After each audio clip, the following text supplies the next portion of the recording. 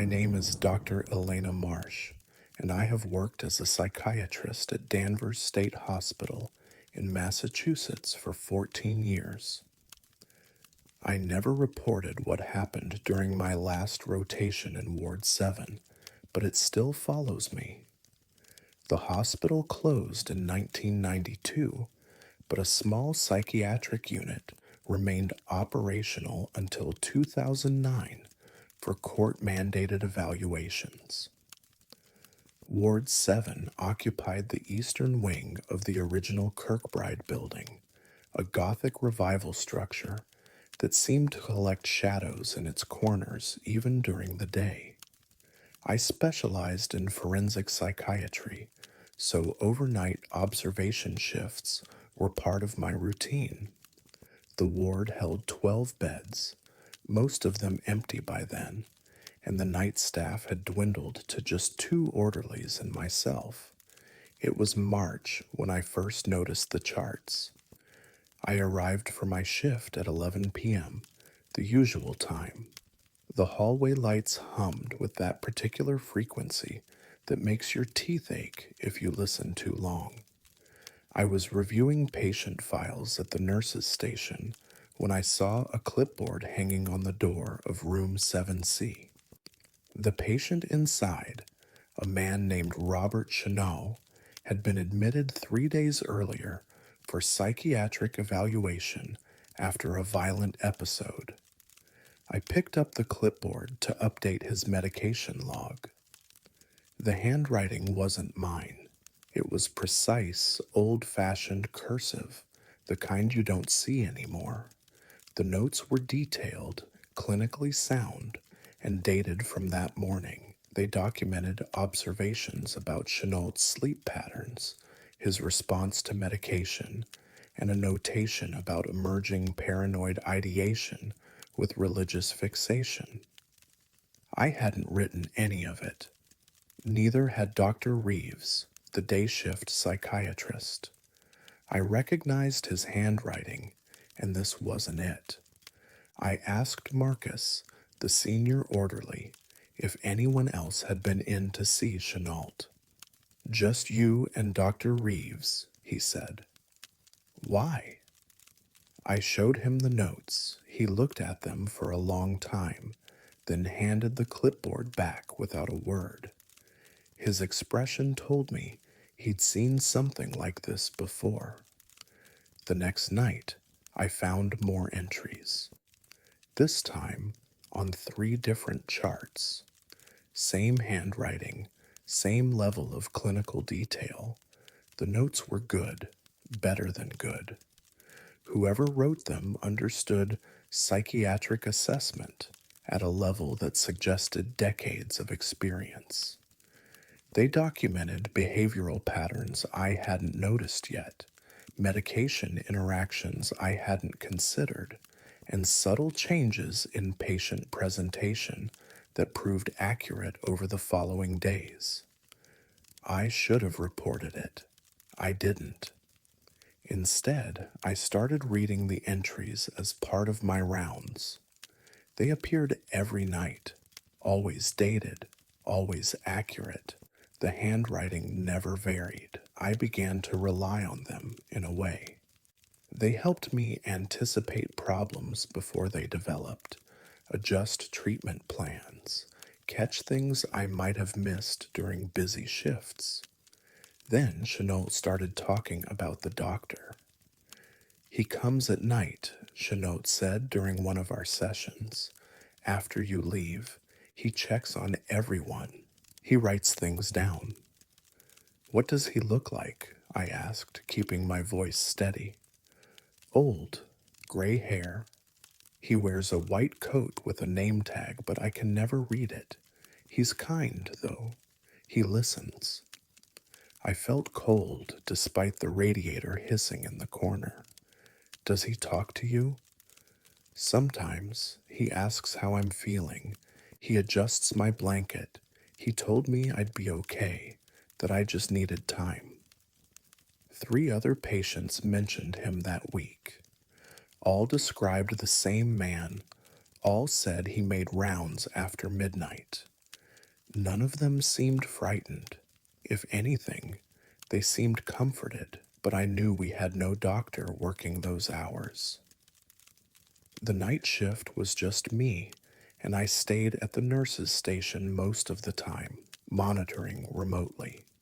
I pulled the old staff records from archives. It took days of searching through boxes in the basement, breathing in decades of dust and mildew. The records were incomplete. The hospital had changed hands multiple times, and files had been lost or destroyed. But I found what I was looking for in a water stained personnel folder from 1973. Dr. James Holloway, Chief of Psychiatry, Ward 7. The photograph showed a man in his 60s with gray hair and wire rimmed glasses. I recognized him immediately from the patient's descriptions. According to the file, he'd worked at Danvers for 32 years. He died in 1997. Heart attack in his office. Ward 7 had been his life's work. That night, I stayed awake during my entire shift. I positioned myself where I could see down the main corridor. The ward was quiet except for the usual sounds, the heating system clicking, distant traffic from the highway, the occasional rustle of a patient turning in bed. Around 2 a.m., I heard footsteps. They were slow, measured, purposeful, the sound of leather soles on linoleum, coming from the far end of the hallway. I stood up. The footsteps continued, growing closer. I could see the entire corridor. It was empty, but the footsteps kept coming, steady and unhurried, as if someone were making their rounds. They passed right by the nurse's station. I felt the air grow cold, smelled something faint, antiseptic and old paper. Then they stopped at room 7C. I heard the door open. I hadn't seen it move, but I heard the hinges creak, heard footsteps enter the room. After a few moments, I heard them exit and continue down the hall, stopping at each occupied room. The pattern was methodical, careful, a doctor making rounds. When the footsteps faded, I walked to 7C. Chenault was asleep, breathing deeply. His blanket had been adjusted, pulled up higher around his shoulders. On the clipboard hanging from his door, there was a new entry. Fresh ink. Today's date. Patient resting comfortably. Paranoid ideation decreasing. Continue current medication regimen. Prognosis improving. The handwriting was perfect, assured, compassionate. I left Ward 7 that morning and requested a transfer. They granted it without question. I think they were relieved. Marcus told me later that the charts still get updated, that patients still mention the kind doctor who checks on them at night. The administration knows.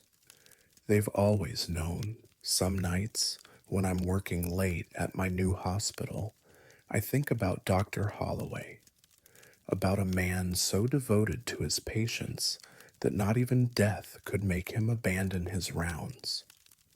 I wonder if he knows he's gone, or if he simply continues out of habit, out of duty, out of love for the work he never finished. I still have one of those charts. I kept it as a reminder that some things can't be explained, only witnessed. The handwriting is clear, the observations sound, the care evident in every word. Ward 7 closed permanently in 2010. But sometimes I wonder if he's still there, clipboard in hand, checking on empty rooms, writing notes no one will ever read. still making his rounds.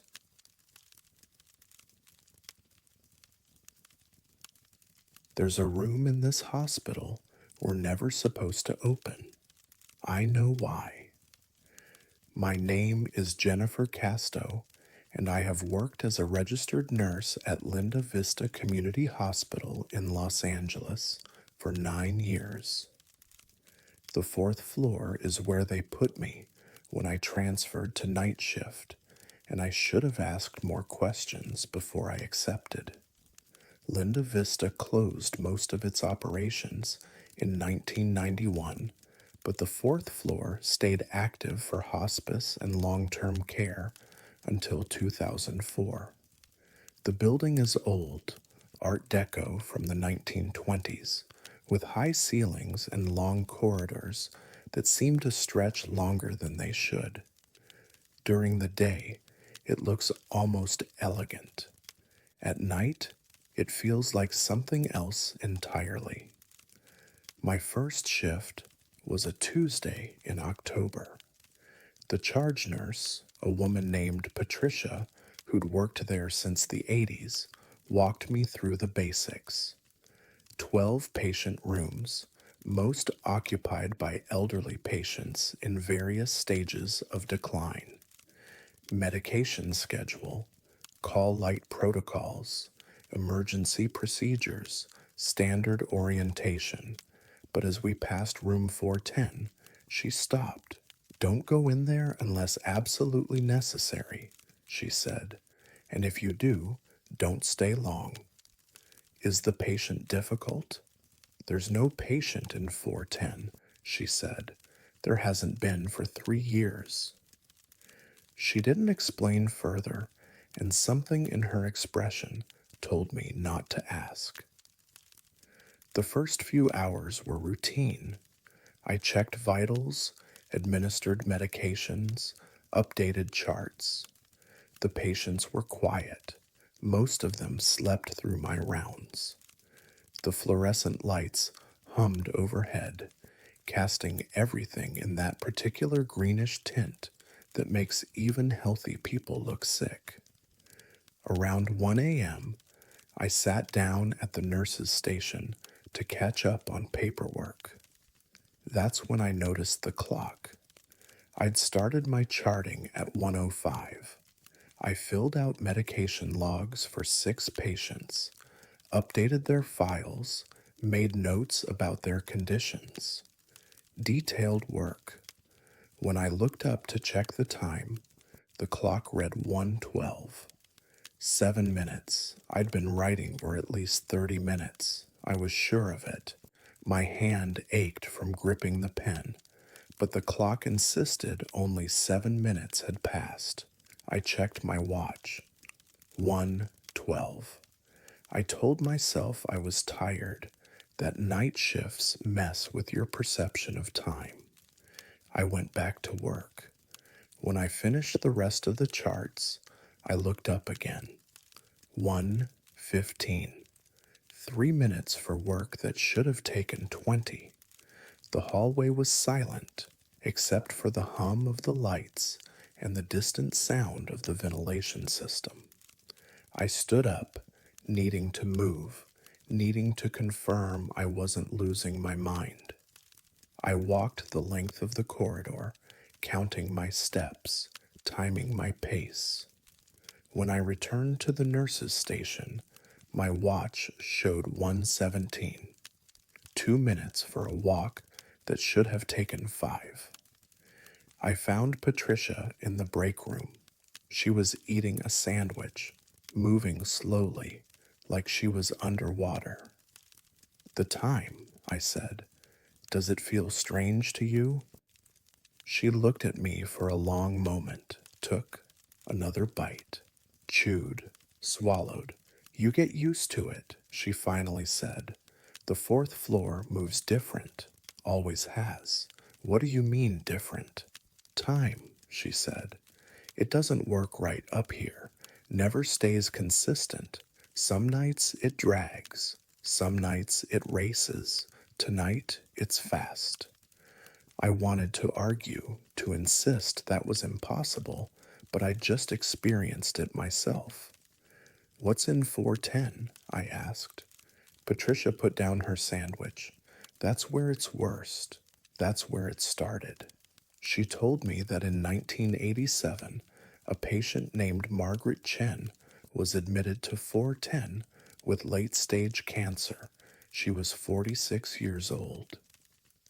The doctors gave her weeks, maybe days.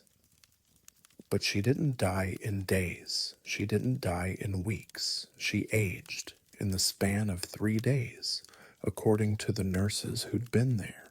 Margaret Chen aged 30 years. Her hair turned white. Her skin became thin and spotted. Her bones grew brittle. By the time she finally passed, she looked 90. The autopsy showed she'd died of natural causes consistent with extreme old age. After that, other patients in 410 started showing the same pattern. Time affected them differently. Some aged rapidly. Others seemed to exist in a state of suspension, their conditions neither improving nor worsening, as if they were stuck. So they stopped using the room? I asked. They tried, Patricia said, but even empty, it affects the floor. We all feel it, the patients especially. The rest of my shift passed in fragments. I'd be checking a patient's blood pressure, and suddenly 20 minutes had vanished. I'd be walking to the supply closet, and the journey would take seconds when it should have taken minutes. My 8-hour shift ended in what felt like 2 hours. But my watch showed 8 hours had passed. The patient slept through most of it, but in the early morning, around 5 a.m., I heard one of them calling, Mr. Valdez in 408. I went to his room. He was sitting up in bed, staring at the wall. Did you see her? He asked. See who? The woman in the doorway. She's been standing there all night. I looked. The doorway was empty. There's no one there, Mr. Valdez. Not now, he said. But she was there. She kept looking at her watch, like she was waiting for something, like she was running out of time. I checked the other patients. 3 of them mentioned seeing the same woman. All of them described her the same way, middle-aged, dark hair, standing in doorways or at the foot of beds, always looking at a watch. Room 410 was at the end of the hall. I walked toward it, even though Patricia had told me not to. The door was closed. I stood outside it, listening. Inside, I heard breathing. Slow, steady, rhythmic breathing. I put my hand on the doorknob. It was cold. The breathing stopped. I pulled my hand back and returned to the nurse's station. I didn't go near 410 again that night. Patricia found me at the end of my shift. You went near it, didn't you? How did... Oh, you know? Because you look different, she said. Older, just slightly, around the eyes. I checked my reflection in the bathroom mirror. She was right. The lines around my eyes seemed deeper than they'd been yesterday. Or maybe I was imagining it. Maybe it was just exhaustion. I work the 4th floor 3 nights a week now. I've learned not to trust the clocks, not to count the minutes, not to expect time to behave the way it should. Some shifts feel like they last forever. Others end before they begin. The patients continue to age in ways they shouldn't. We document it in the charts, but no one ever follows up. Administration knows. They've always known. And sometimes, late at night, I see her too. The woman with the watch, standing in doorways. waiting. I wonder if she's measuring time, or if time is measuring her. I wonder which one of us will run out first.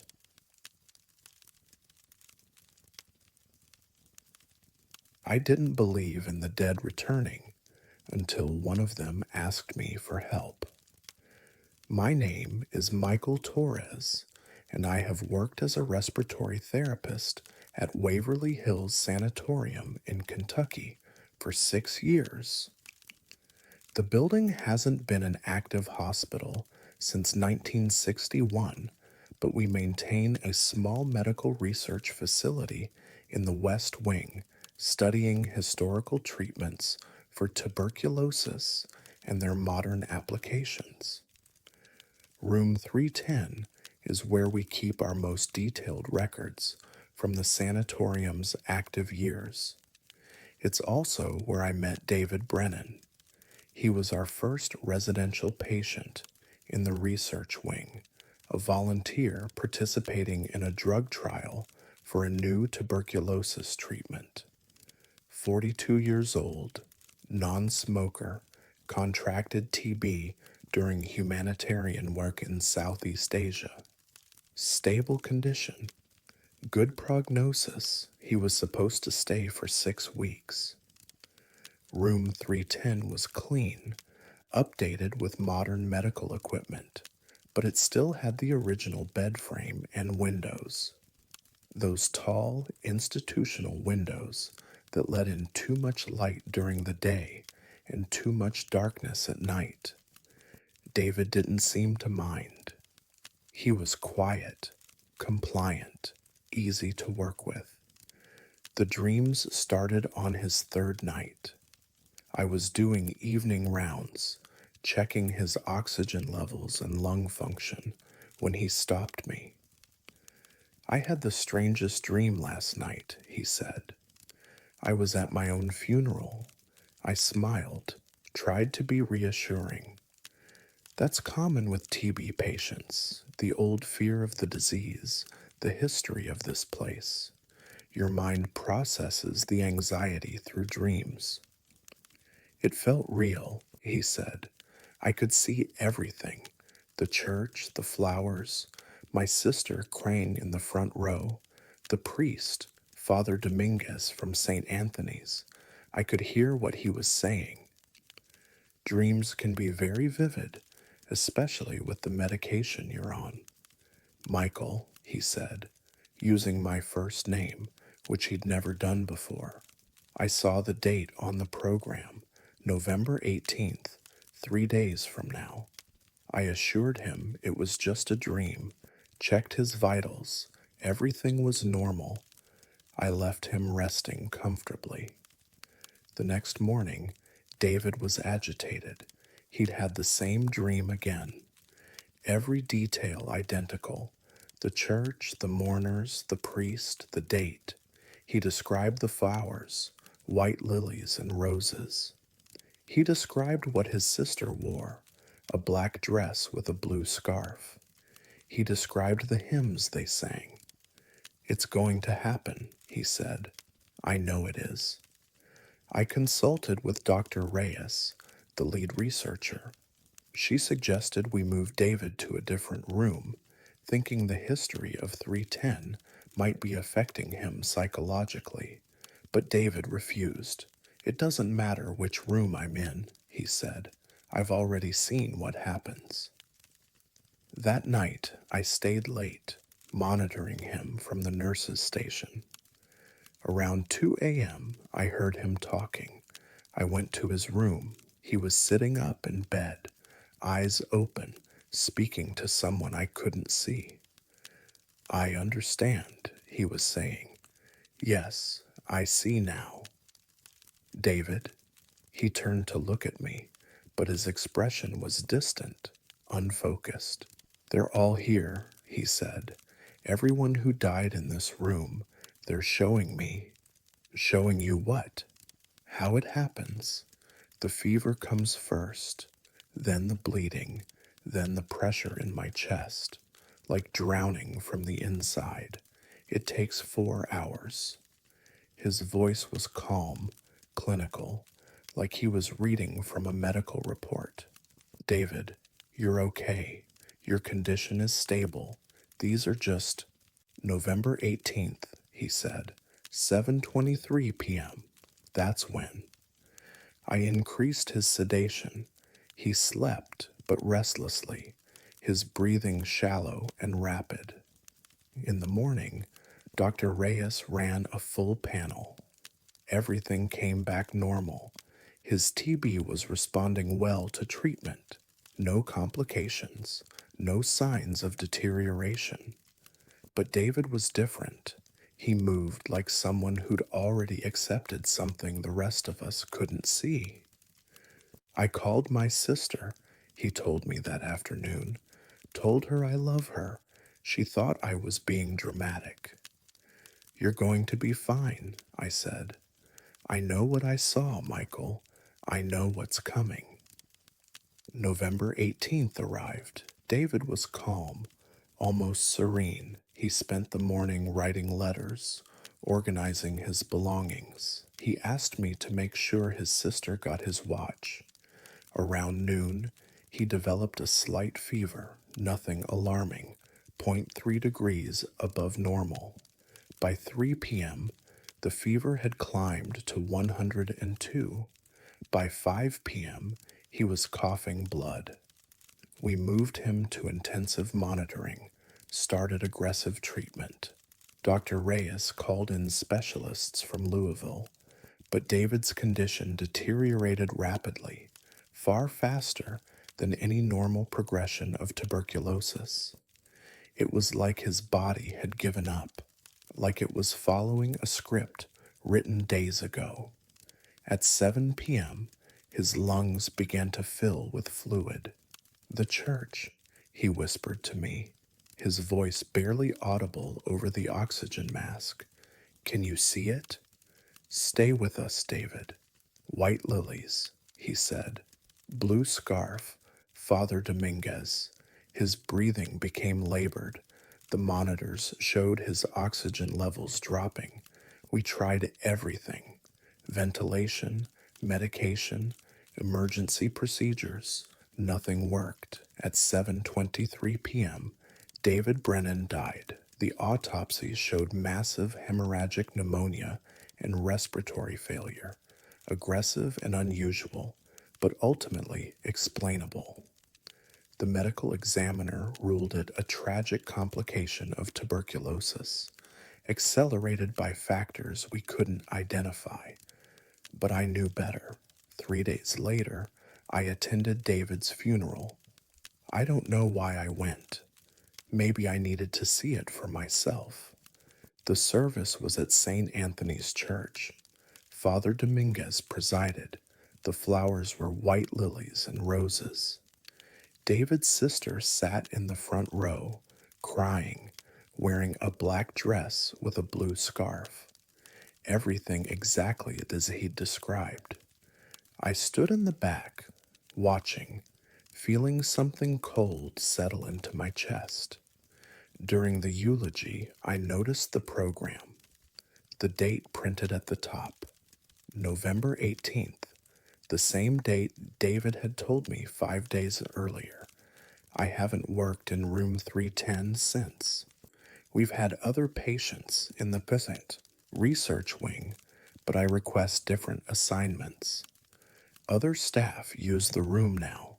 They don't know its history, or if they do, they don't believe it matters.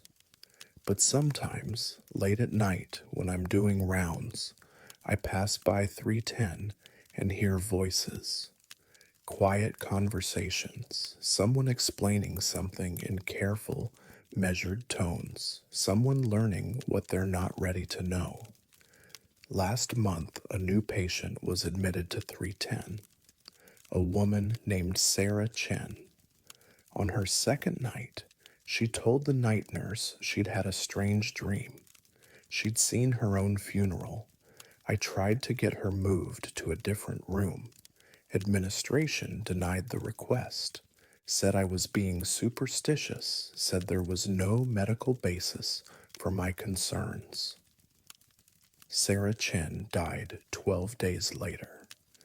The funeral was exactly as she'd described. I still work at Waverly Hills. I still do my rounds.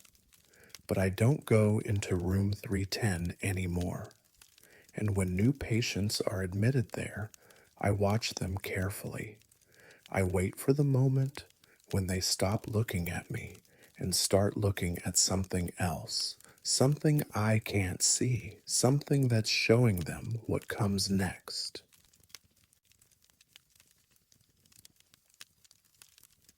Everything in the ICU was routine that night until the monitors started tracking a patient who didn't exist. My name is Sarah Kowalski, and I have worked as a structural engineer for hospital renovations in Pennsylvania for 12 years. In 2019, I was part of the team contracted to assess Pennhurst State School before its conversion into a historical site. What we found behind a sealed wall in Building 7 changed everything I thought I understood about the place. Pennhurst closed in 1987 after decades of abuse scandals. The buildings sat empty for years, slowly decaying, before the state decided to preserve them. My job was to evaluate structural integrity, identify hazards, and provide renovation recommendations. Standard work. I'd done dozens of these assessments. Building 7 was the pediatric care facility, 3 stories, red brick, built in 1952. The architectural plans showed a simple layout, patient wards on the first and second floors, administrative offices on the third. Nothing unusual, but the measurements didn't match the blueprints. I was on the second floor with my team, using laser measurement tools to map the interior. The east wing measured 60 feet from the exterior wall to the central corridor. The west wing should have been identical. The building was symmetrical from the outside, but the west wing measured only 42 feet. 18 feet were missing. Walls thicker than it should be, said Pete, my assistant. He tapped the western corridor wall. It sounded hollow. We checked the blueprints again. No notation of a sealed room, no indication of any space between the west wing and the central corridor, but the measurements were clear. There was something behind that wall. I called the project supervisor, got permission to investigate. We brought in ground-penetrating radar. The scan showed a large open space behind the wall, roughly 18 feet deep, running the length of the corridor. A sealed wing that didn't appear on any official building plans. The next day, we brought in a demolition crew. They cut through the drywall and plaster carefully, expecting maybe a storage room or a utility space. What we found was a doorway. Steel, institutional grade, with a heavy lock. Someone had drywalled over it decades ago, hiding it completely.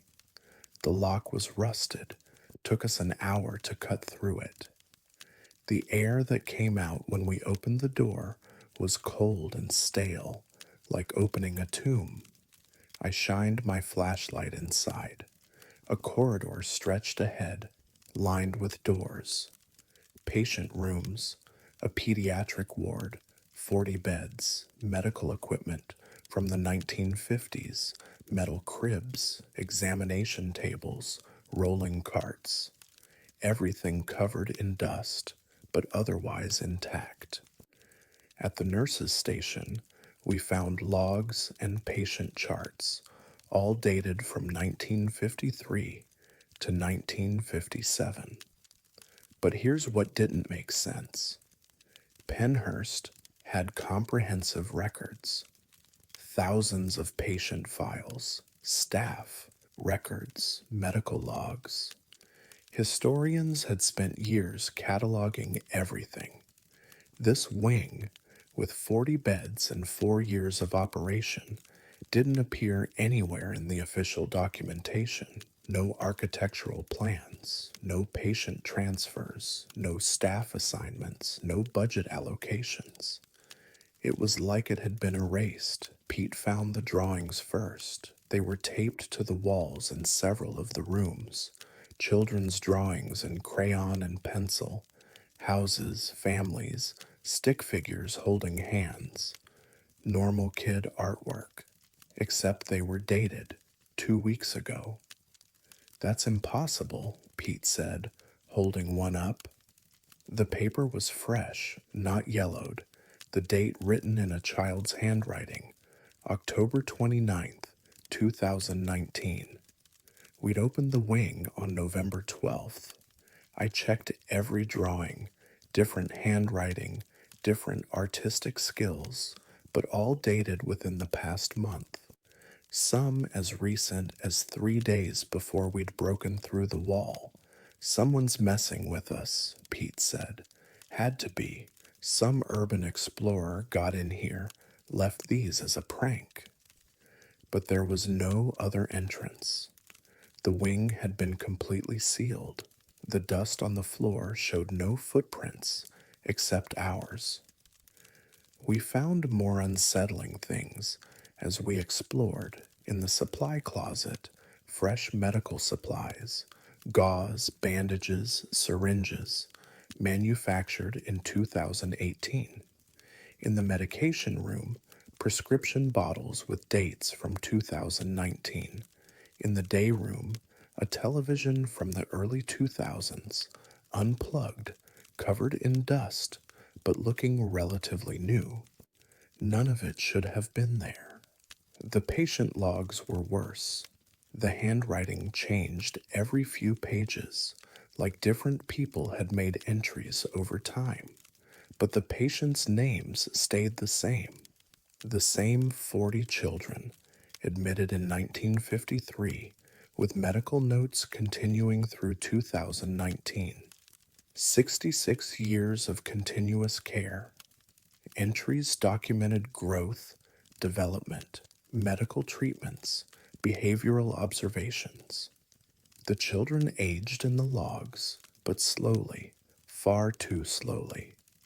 A child admitted at age 6 in 1953 was listed as age 14 in the most recent entry, dated November 8th, 2019. 4 days before we opened the wing, I reported everything to the project supervisor and the State Historical Commission. They sent investigators, structural experts, historians. Everyone had the same questions. No one had answers. The state tried to trace the patient names. Some matched children who'd been admitted to Pennhurst in the 1950s, but their records showed they'd been transferred to other facilities or released to family. None of them had stayed at Pennhurst past 1960. Yet here were detailed medical logs showing they'd never left. The most disturbing find came on our last day in the wing. We were cataloging everything for the official report when I heard something, a sound like wheels rolling on linoleum, coming from the far end of the corridor. I walked toward it. The sound stopped. I checked each room, but they were all empty. Dust undisturbed except where we'd been working. Then I saw the bed. In room 14, one of the cribs had moved.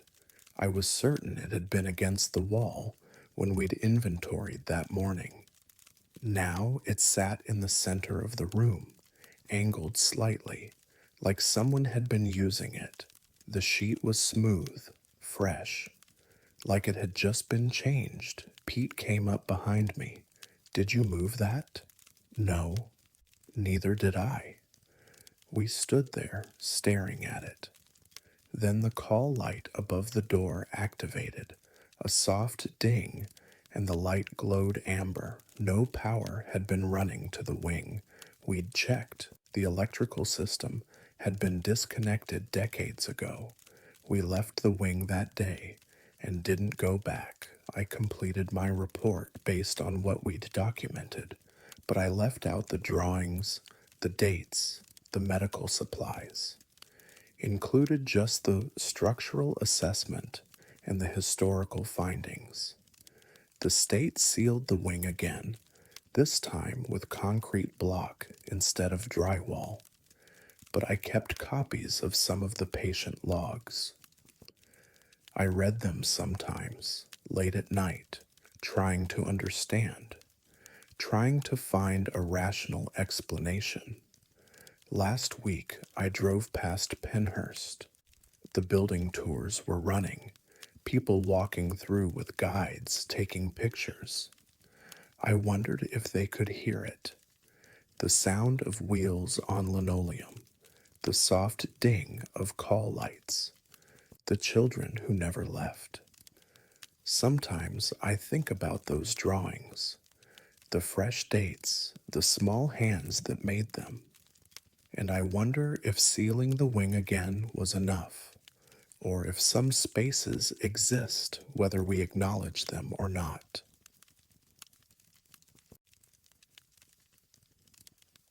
If you ever work nights here, don't look directly at the man in the reflection. My name is Thomas Whitfield, and I have worked as a night orderly at Trans-Allegheny Lunatic Asylum in West Virginia for 7 years. The tuberculosis ward closed in 1958, but we reopened a small section in 2015 for a medical history research project. Bed 9 is where the pattern started, and once you see it, you can't unsee it. The research project was studying historical TB treatments and their psychological impact on patients. We had 12 volunteer participants, all with minor respiratory conditions, staying for observation periods of 2 to 6 weeks. The old ward had been renovated, modern ventilation, updated medical equipment, but we kept the original bed frames for authenticity. Each bed had a number stamped into the metal footboard. Bed 9 was in the corner of the main ward, near the windows that overlooked the grounds. Nothing special about it, just a bed. The first participant assigned to Bed 9 was a man named Richard Volker, 54 years old, history teacher, mild chronic bronchitis. He checked in on a Monday morning. By Monday night, he was asking strange questions. "Who's the other patient?" he asked me during my evening rounds. "Other patient?" "The one in this bed, the one I'm visiting." I checked his chart. His medication shouldn't cause confusion. No fever, vitals normal. "You're the only patient in this bed, Mr. Volker." He shook his head. "No, I'm visiting someone. I came to see how he's doing. He's very sick. Can you describe him?" "About my age, dark hair. He's been here a long time. He's getting worse." I noted the confusion in his chart and called Dr. Mendez, the research supervisor. She examined Volker, found nothing abnormal, suggested monitoring him for changes.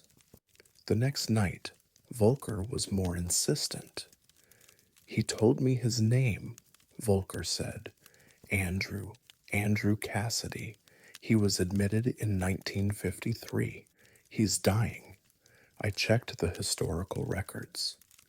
Andrew Cassidy had been a patient in the TB ward, admitted December 1953, died March 1954 in Bed 9.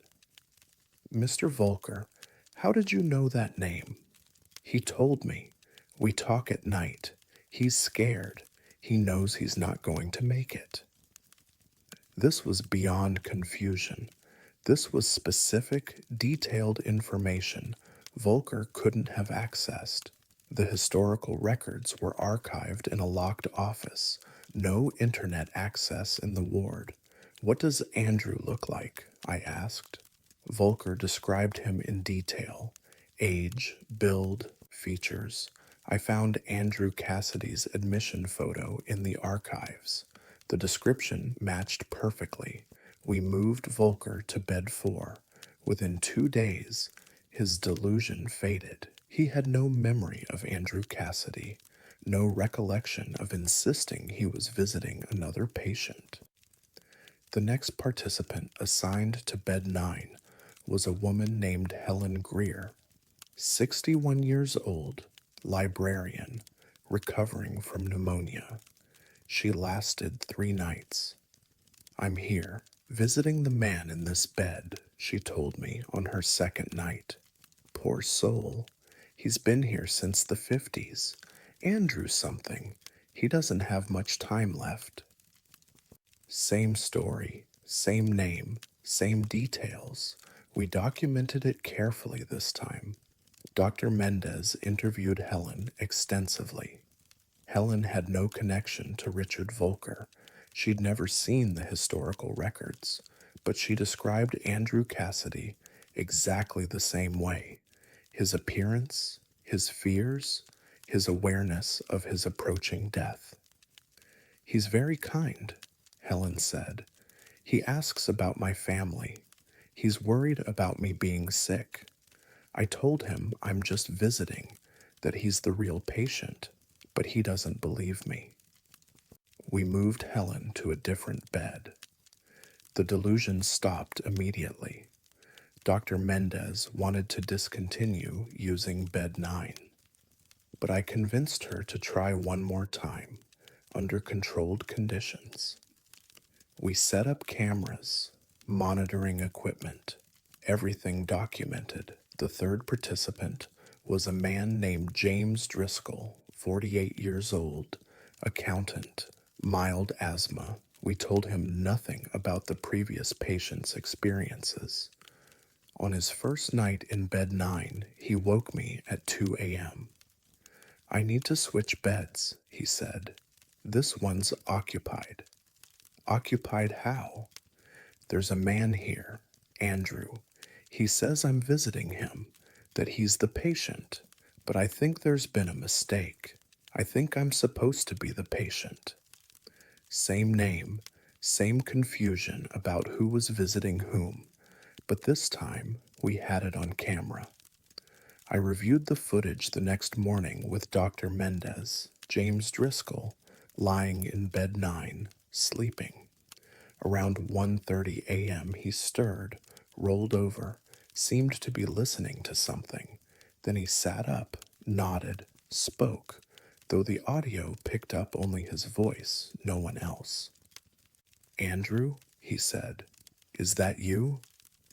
A pause, like he was listening to a response. No, I'm here to visit you. You're the patient. Another pause. Since December 1953. He was having a conversation, responding to things we couldn't hear. But what made it worse was this. When James sat up in bed, for just a moment, maybe 3 seconds, there were 2 shadows on the wall behind him, 2 distinct silhouettes, James's shadow and another one, thinner, frailer, unmistakably human. We reviewed the footage frame by frame.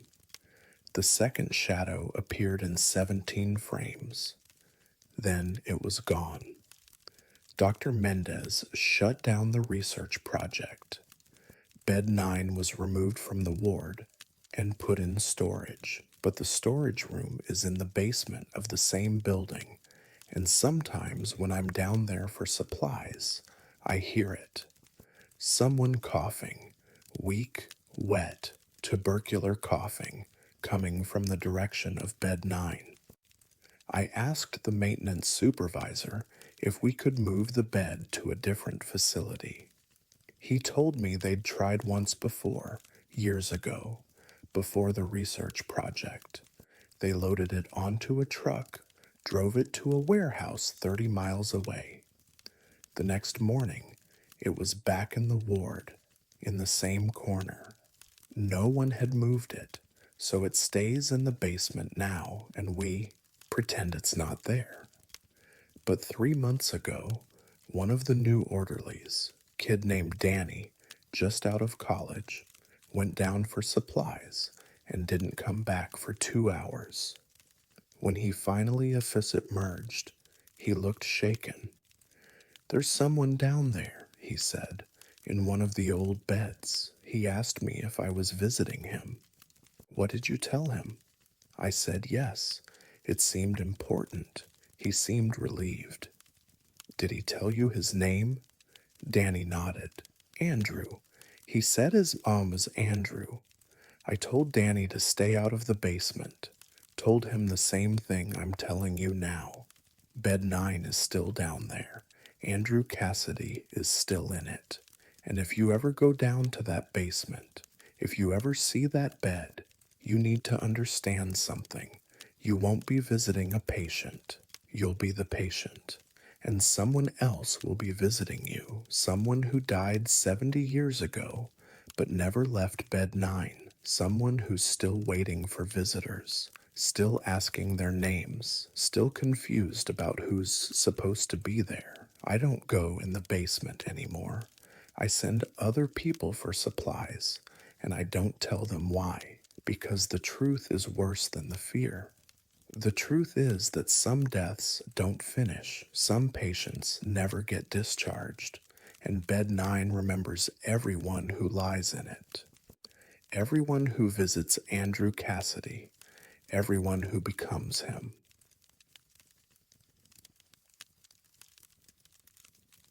I never reported what happened that night, but it still follows me. My name is Rebecca Marsh, and I have worked as a psychiatric nurse at Athens Lunatic Asylum in Ohio for 8 years. The building closed to patients in 1993, but we maintain a small crisis stabilization unit in the West Wing. There's a hallway on the second floor that no one walks through alone anymore. I know why. The hallway connects the old patient dormitories to the administrative wing. It's about 80 feet long, institutional green walls, fluorescent lights overhead that flicker more than they should. During the day, it's just a corridor. At night, it becomes something else. I first noticed the problem during my second week on night shift. I was transferring a patient to observation, wheeling her in a chair down the hallway around 1 a.m. As we passed the midpoint, she went rigid. Her hands gripped the armrests so hard her knuckles turned white. "Don't stop," she whispered. "Keep moving. It's counting." "What's counting?" "The thing in the middle, the one watching. It counts everyone who goes through." I looked down the hallway. Empty. Just flickering lights and shadows. "There's nothing there," I said, but I felt it too. A presence, a weight in the air. We made it to the other end, and the patient relaxed immediately. "It got to 15, she said. "There are only 14 of us on this floor." I dismissed it as paranoid delusion. Her chart showed a history of visual hallucinations, but over the next few weeks, other patients mentioned the hallway. Different patients, different diagnoses, same story. Something stood in the center of the corridor at night, something that counted. The night staff started comparing notes. Marcus, the senior orderly, told me he'd walked that hallway hundreds of times and always felt watched. Right at the halfway point, he said, like something's measuring you, taking your number. Your number? That's what it feels like it's adding you to a list. I started paying attention to the shadows. The hallway had fluorescent lights in the ceiling, evenly spaced, but the shadow in the middle didn't match the light source. It fell wrong, angular, dense, like something solid was casting it, even though nothing stood there. One night in November, I decided to test it. I gathered the night staff in the break room, myself, Marcus, two other nurses named Jennifer and Paul, and a security guard named Tom. 5 of us total. Let's walk through together, I said. Let's see if we all feel it. Marcus didn't want to. Some things you don't investigate, some things you just avoid. But curiosity won. We walked through as a group, staying close, moving steadily. At the midpoint, we all felt it. A sudden cold, a presence pressing against us, the sense of being observed, studied, measured. Tom stopped. Did you hear that? Hear what? Counting. Someone counting under their breath. We stood there, listening. I heard it too, faint, rhythmic, barely audible, not a voice exactly, more like a breath pattern that suggested numbers. 1, 2, 3, 4, 5, 5 of us. It's counting us, Jennifer said. We kept walking, reached the end of the hallway. The sensation vanished immediately, like stepping out of cold water into warm air. Count off, Tom said. Make sure we're all here. We counted. 5 people, all accounted for. Check the security log, I said. How many people are on this floor right now? Tom radioed down to the main desk. The overnight supervisor checked the access logs and patient roster. 14 people, she said. 12 patients, 2 staff. Count again, Tom said. We just had 5 staff walk through the second floor corridor. A pause. Then, I'm showing 6 people went through. The system logged 6 separate body heat signatures. We looked at each other. 5 of us had walked through together. The sensors had detected 6. Marcus wouldn't go near that hallway again. Took the long route around, even if it added 10 minutes to his rounds. But I became obsessed with it. I started researching the history of the building, looking for answers. In the archives, I found incident reports from the 1960s. Multiple staff members had reported the same phenomenon, the sense of being counted in the hallway, the feeling of something watching, keeping track.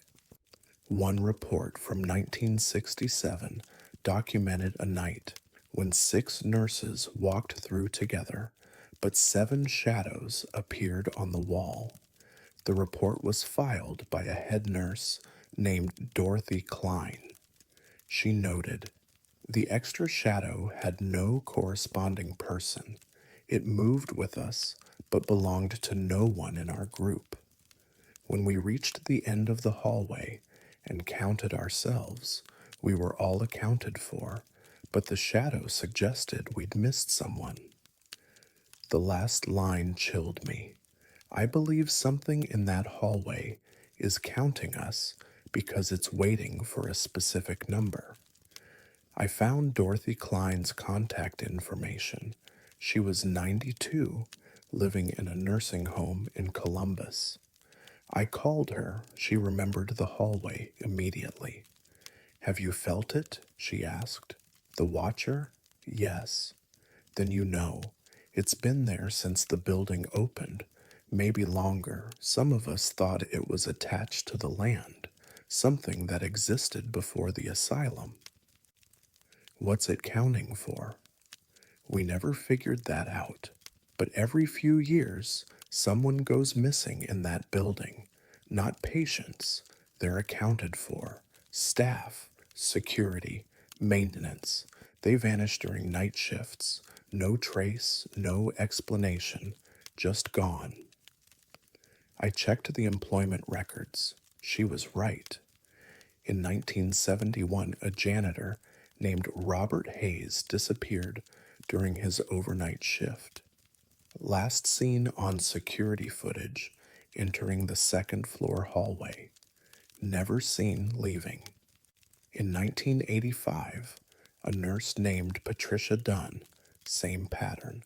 In 1998, a security guard named Jones Chen. Every 12 to 15 years, someone vanished from that hallway. Those hotos. Last disappearance was 2006. 13 years ago, we were due. I reported my findings to administration. They dismissed it, said the disappearances were coincidental, that people quit jobs without notice, that there was no evidence of foul play. But they did install more security cameras in the hallway, motion sensors, heat detectors. The equipment malfunctioned constantly. Cameras would cut out at random intervals. Motion sensors would trigger with no one present, and the heat signatures continued showing one extra person whenever staff walked through at night. Last month, a new orderly started working nights. Kid named David, 24 years old, fresh out of school, eager, curious. I warned him about the hallway. Don't go through alone, I said. Always take someone with you. He laughed. You don't really believe that stuff, do you?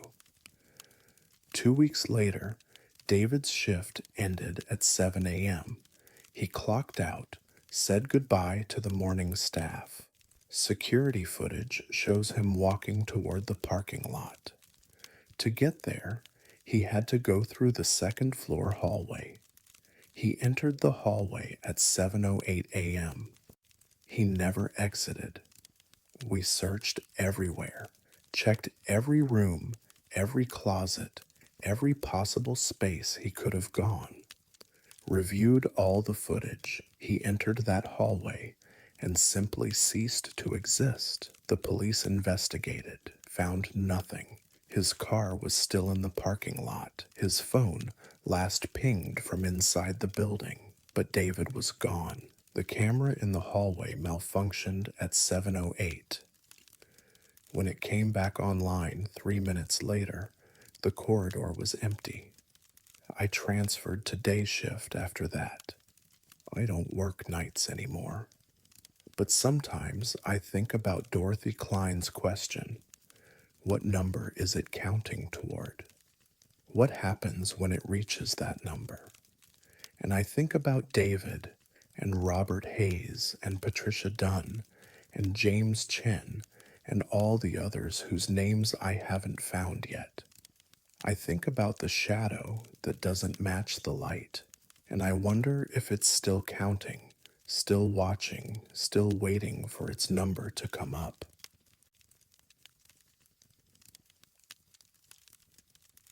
There's a room in this hospital we're never supposed to open. I know why. My name is Daniel Cross, and I have worked as an urban exploration safety consultant for 11 years. In 2017, I was contracted to assess structural hazards at the abandoned Pilgrim State Hospital in New York before it was scheduled for demolition. What we found in Ward K wasn't structural damage. It was something that shouldn't have been possible. Pilgrim State closed in 2007 after decades of downsizing. At its peak in the 50s, it housed over 14,000 patients, making it one of the largest psychiatric facilities in the world. By the time they shut the doors, fewer than 200 remained.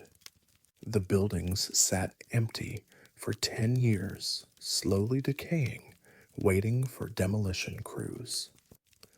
Ward K was in Building 43, a 5-story structure on the eastern edge of the property.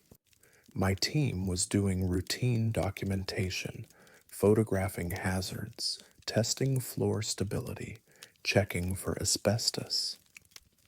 Standard abandoned hospital work. We found the patient logs on the 3rd floor. They were stacked on a desk in what used to be the nurse's station.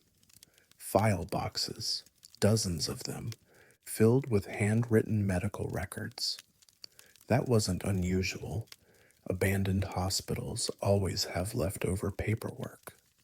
What was unusual was that these logs were dated 2019, 12 years after the hospital closed. Someone's been using this place, said Andrea, my assistant. Squatters, maybe, using old files to mess with people. But the handwriting was too consistent, too professional.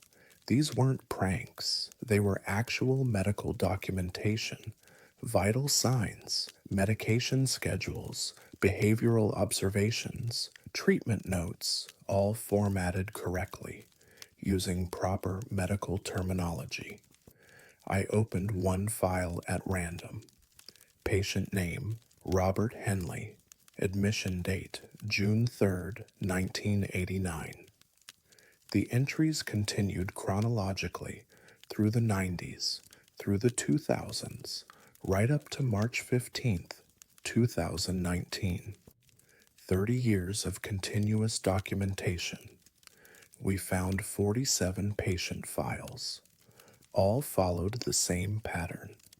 All showed admission dates from the late 80s and early 90s. All had entries continuing through 2019, more than a decade after the hospital closed.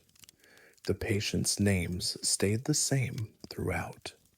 No discharges, no deaths, just continuous care, documentation spanning decades. Check the historical records, I told Andrea. Cross-reference these names with the hospital's database. She pulled up the digitized archives on her laptop, found matches for most of the names. Robert Henley had been a real patient at Pilgrim State, admitted in 1989 with schizophrenia. But according to the official records, he'd been transferred to another facility in 1993. Yet here were detailed notes documenting his treatment through 2019. Every patient file told the same story. Real people, real admission dates, but their official records showed transfers or releases decades ago. The logs in Ward K showed they'd never left. This is elaborate, Andrea said. Someone went through a lot of trouble. I wasn't so sure. The paper showed age, yellowing, slightly brittle. The ink had faded on the older entries, and the handwriting changed throughout the logs, suggesting multiple staff members had made entries over the years. It would have taken tremendous effort to fake this level of detail. We explored the rest of Ward K, found more disturbing evidence. In the medication room, we found prescription bottles with dates from 2015 through 2019. The medications were real, properly labeled, from legitimate pharmaceutical companies. In the patient rooms, we found beds that had been used recently, sheets that weren't dusty, personal items, books, photographs, clothing that looked like they belonged to real people living there. But the building had been empty and locked since 2007. Security had been monitoring it. No one should have had access. Andrea found the schedule board in the day room. It was a large whiteboard listing daily activities, meal times, therapy sessions.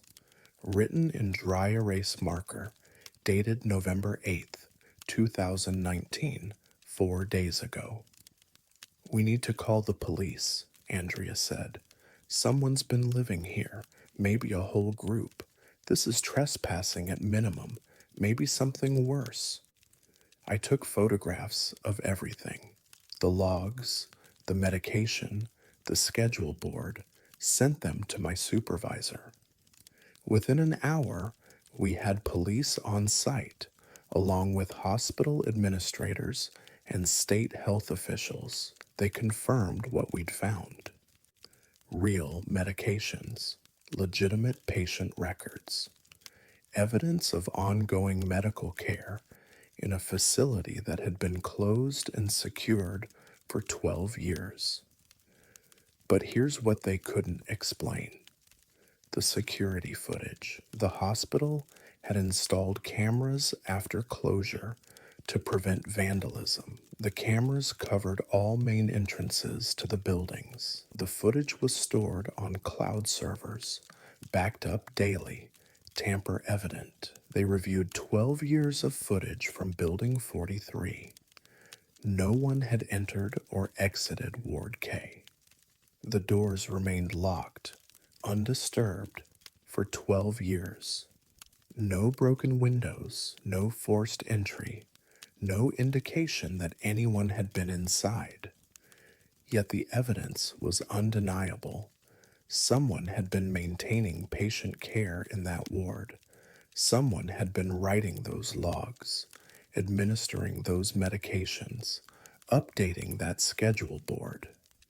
The state sent in a forensic team. They analyzed the handwriting in the logs, compared it to staff records from when the hospital was operational, found matches. 12 different staff members had made entries in those patient logs.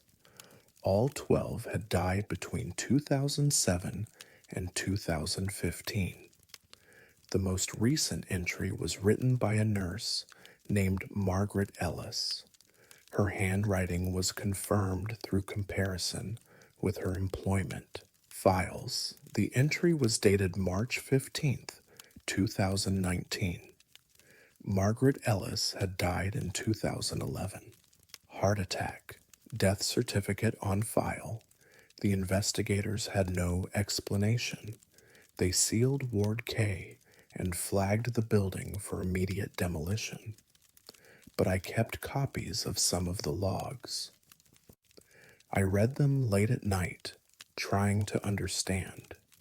The entries weren't random. They showed real medical knowledge, appropriate treatment decisions, accurate observations of patient behavior.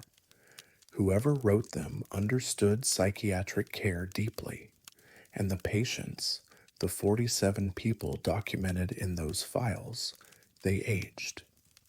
The notes tracked their progression through life. Robert Henley, admitted at age 32 in 1989, was described as 62 years old in the final entry. The timeline matched perfectly: 30 years of aging for patients who, according to official records, had left the hospital decades ago. I tried to find Robert Henley, checked public records, social security databases, everything I could access legally. Found him listed as deceased in 2006. Natural causes, buried in a cemetery in Buffalo. But the Ward K logs showed him alive and receiving treatment in 2019, 13 years after his recorded death. I found similar patterns for other patients. Dead, according to official records. Still alive, according to Ward K documentation. Building 43 was demolished in 2020. I watched from a distance as the wrecking balls brought it down. Ward K disappeared in a cloud of dust and debris. But 3 months later, I received an envelope at my office. No return address.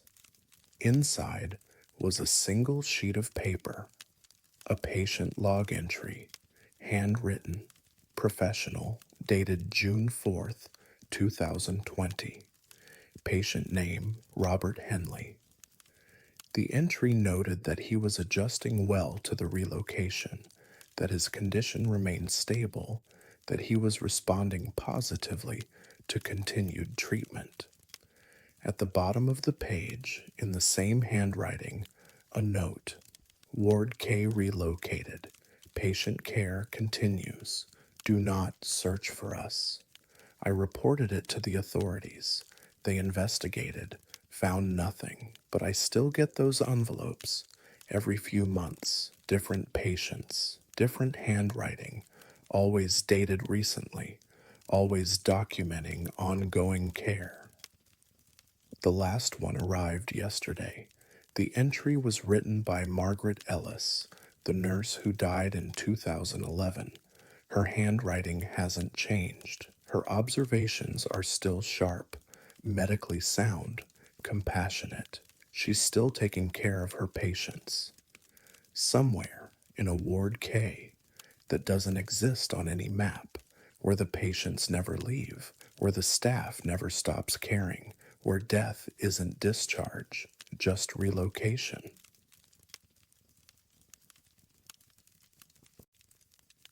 I didn't believe in the dead returning until one of them asked me for help. My name is Catherine Monroe, and I have worked as a clinical psychologist at Eloise Psychiatric Hospital in Michigan for 13 years. In the basement of Building D, there's a sensory deprivation chamber from the 1960s. We're not supposed to use it anymore, but sometimes patients ask about it. They say it shows you things you're not supposed to see. The chamber was built in 1963 as part of an experimental psychology program. The theory was that complete sensory isolation could help treat severe anxiety and psychosis by forcing patients to confront their internal thoughts without external stimulation. 8 feet by 8 feet, soundproofed walls, no light, no sound, maintained at body temperature so you couldn't even feel where your body ended and the space began. The experiments stopped in 1968. No official reason in the records, just a notation that the program was discontinued due to unforeseen complications. I found her chamber by accident during my second year. I was looking for storage space in the basement and opened the wrong door. There it was, exactly as described in the old research papers. White walls, white floor, white ceiling, a single chair in the center, a heavy door with multiple locks. The maintenance logs showed the room was still cleaned weekly, still maintained. That seemed odd for a space that hadn't been used in over 50 years. I asked Dr. Reeves, the senior staff psychiatrist, about it. "Don't go in there," he said. "Not as advice, as an order." Why? Because the last person who did took 3 days to stop screaming. He showed me a file from 1968. A research assistant named Paul Drummond had volunteered to test the chamber. Standard procedure: 1 hour of isolation, monitoring equipment recording vitals and brain activity. Drummond was experienced. He'd observed dozens of sessions. He went in at 10 a.m. By 10:15, he was pounding on the door, screaming to be let out. They opened the chamber immediately, found Drummond curled in the corner, eyes wide, hyperventilating. "Someone else is in here," he kept saying. "Someone's in here with me." The chamber was empty. The monitoring equipment showed only one person's heat signature, one heartbeat, one set of brain waves. But Drummond insisted. He's right there, in the corner. He's been here a long time. He says he can't get out. They sedated Drummond, hospitalized him for 2 weeks. He recovered eventually, but never returned to Eloise. In his final statement, he described the person he'd encountered in the chamber, male, late 20s, wearing hospital clothing from the 1960s. The man had told him his name was Michael, said he'd been a patient in the isolation study, said he went into the chamber and never came out. I searched the records, found a patient named Michael Garrett admitted to Eloise in 1964 with severe depression, volunteered for the sensory deprivation study. Entered the chamber on April 7th, 1965, for a scheduled 1-hour session.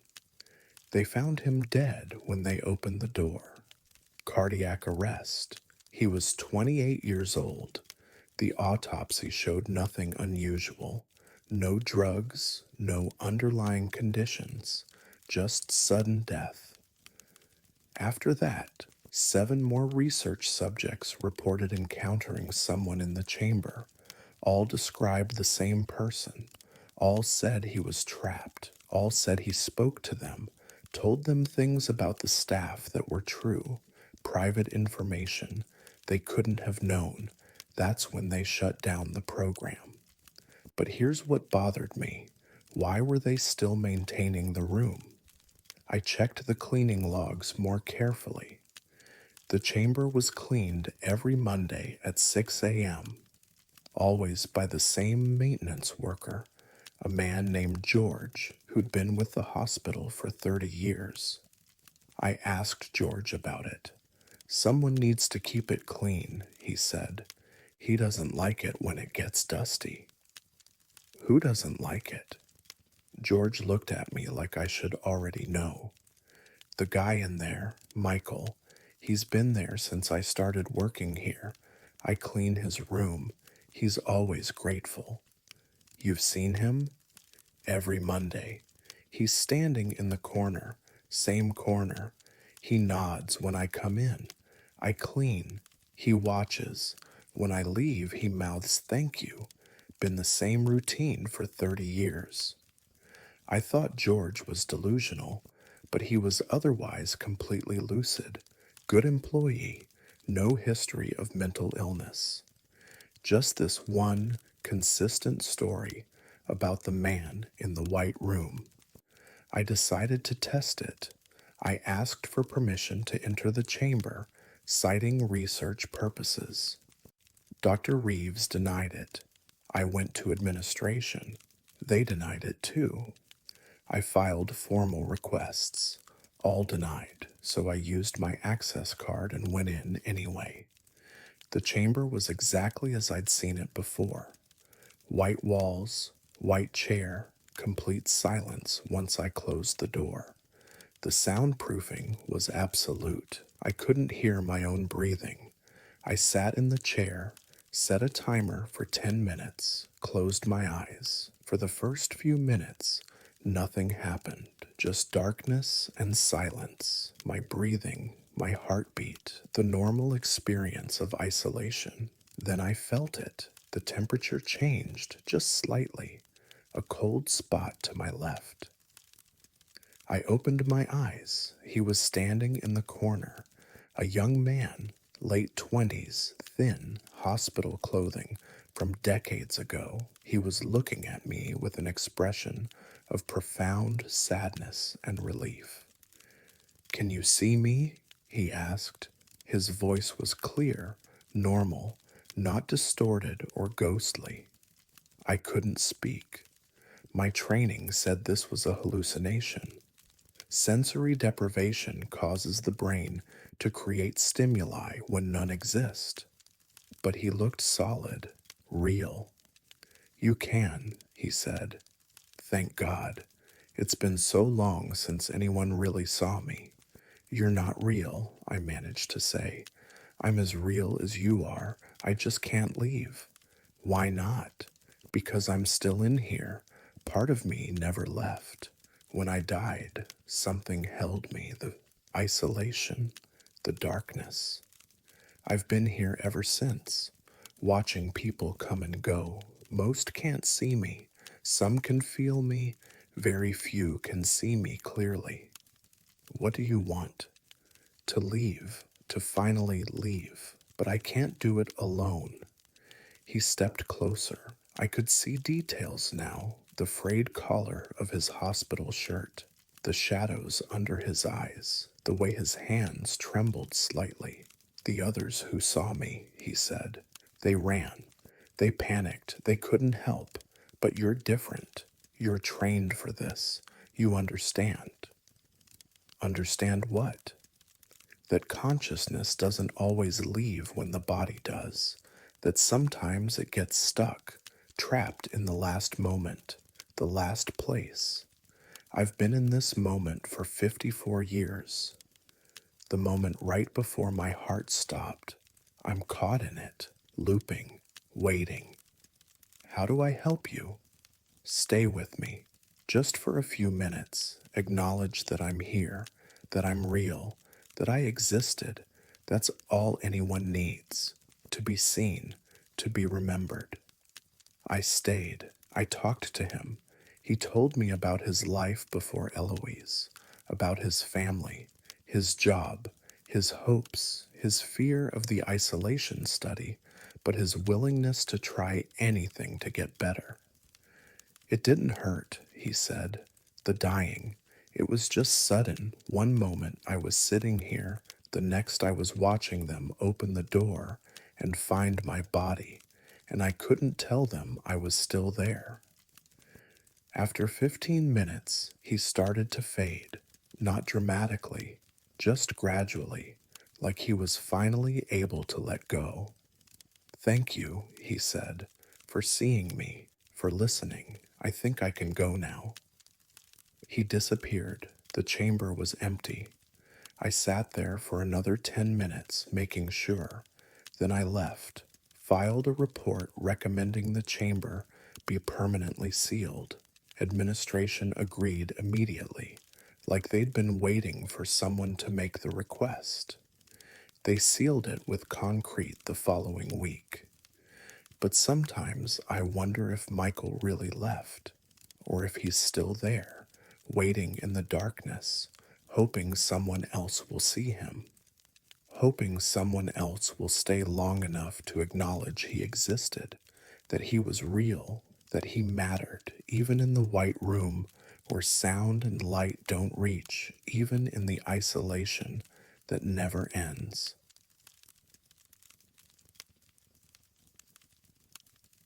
Everything in the ICU was routine that night until the monitors started tracking a patient who didn't exist.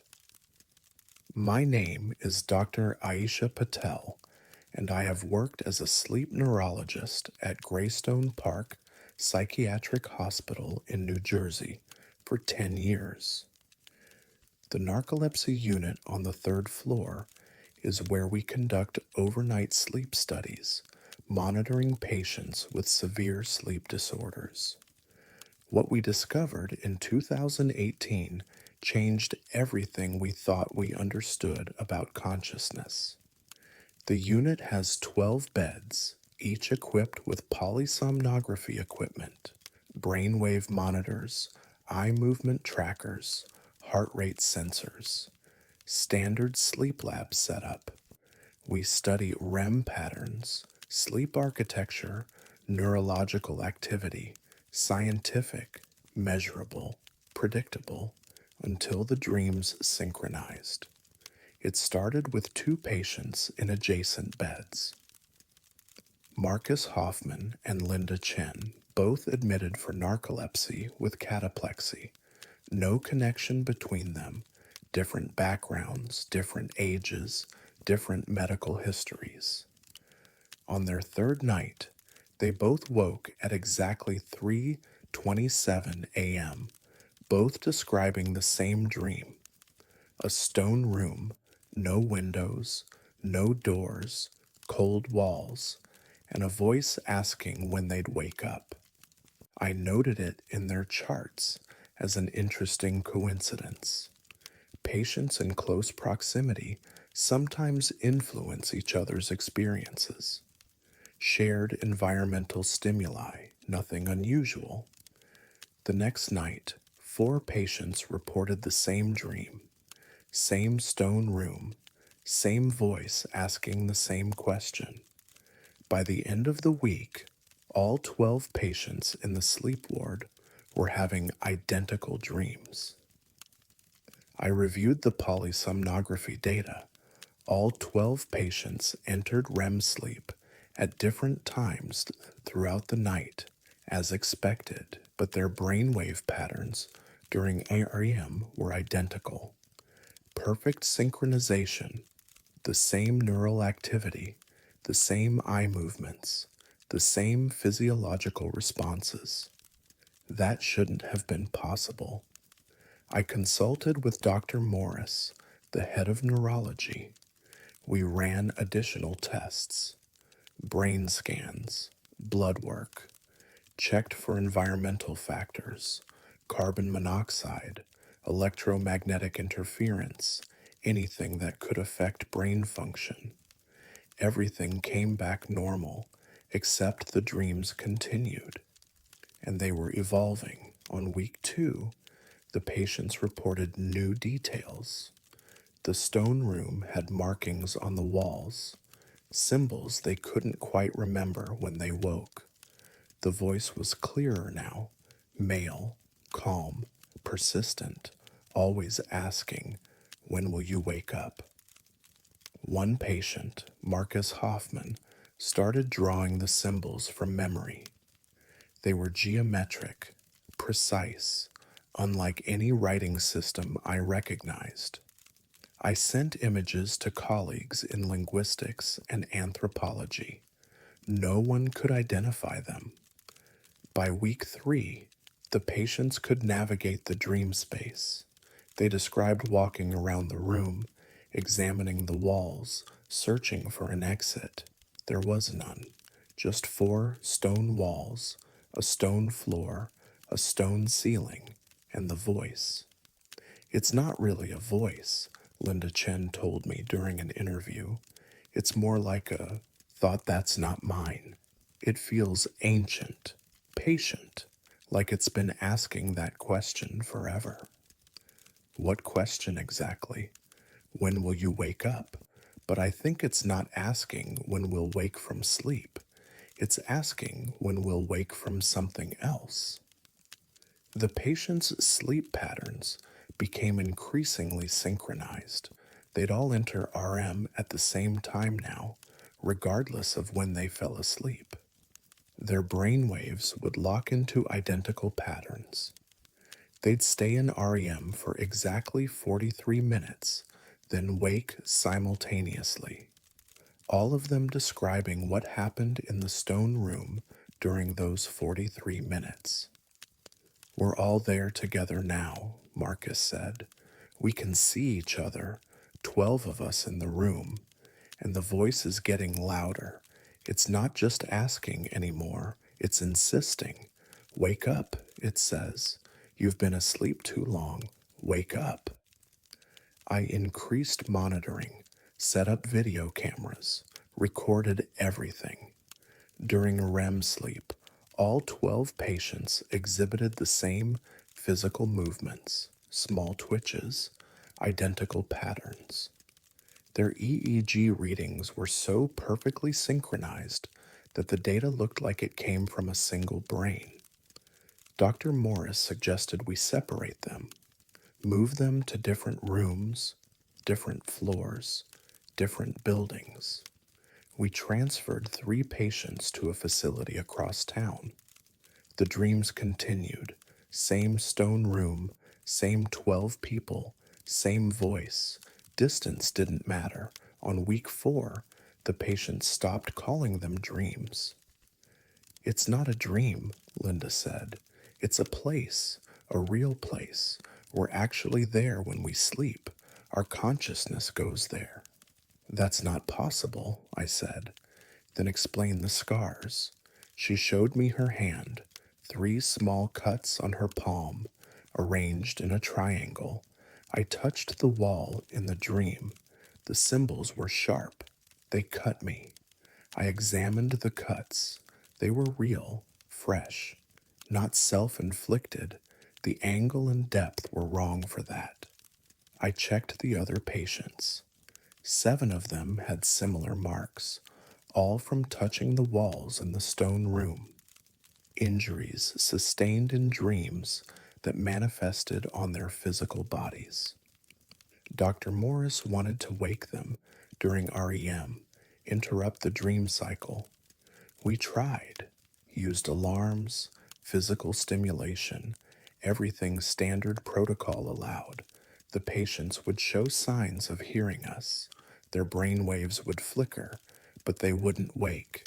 They'd remain in REM, trapped in the stone room, while their bodies failed to respond. After 20 minutes, we'd have to stop, leave them in the dream.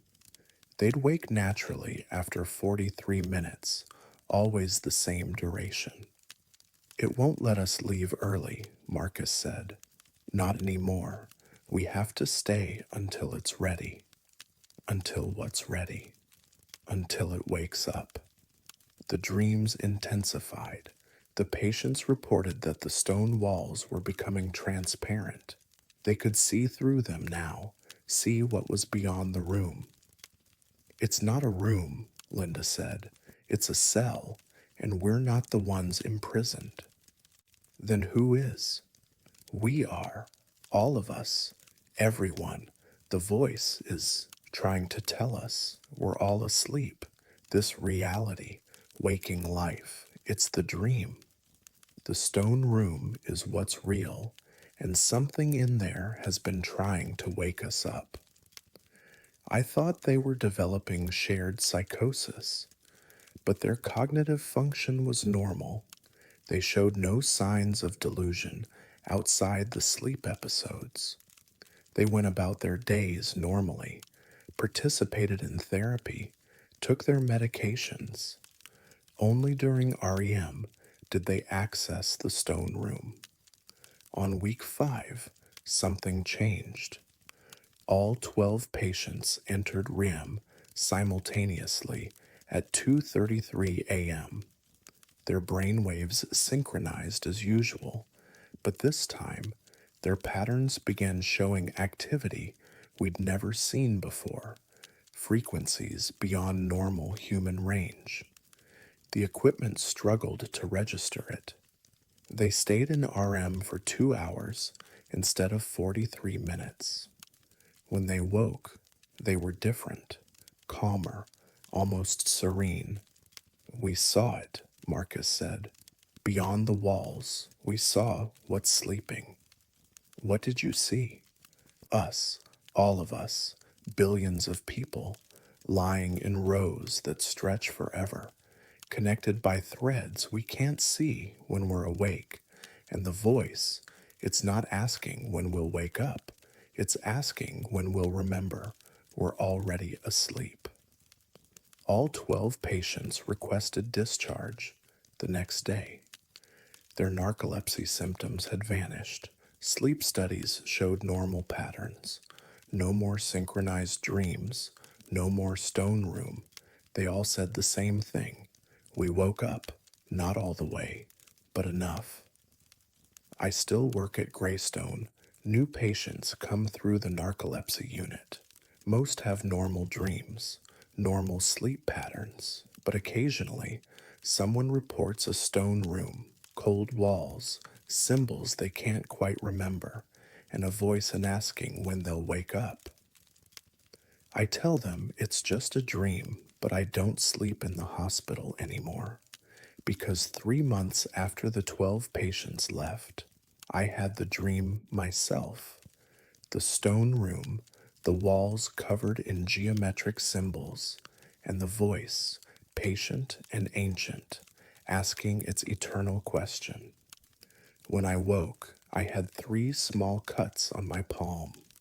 arranged in a triangle, from touching the walls, in a place I'm not supposed to believe is real, in a room where 12 people learned we're all sleeping, waiting to wake.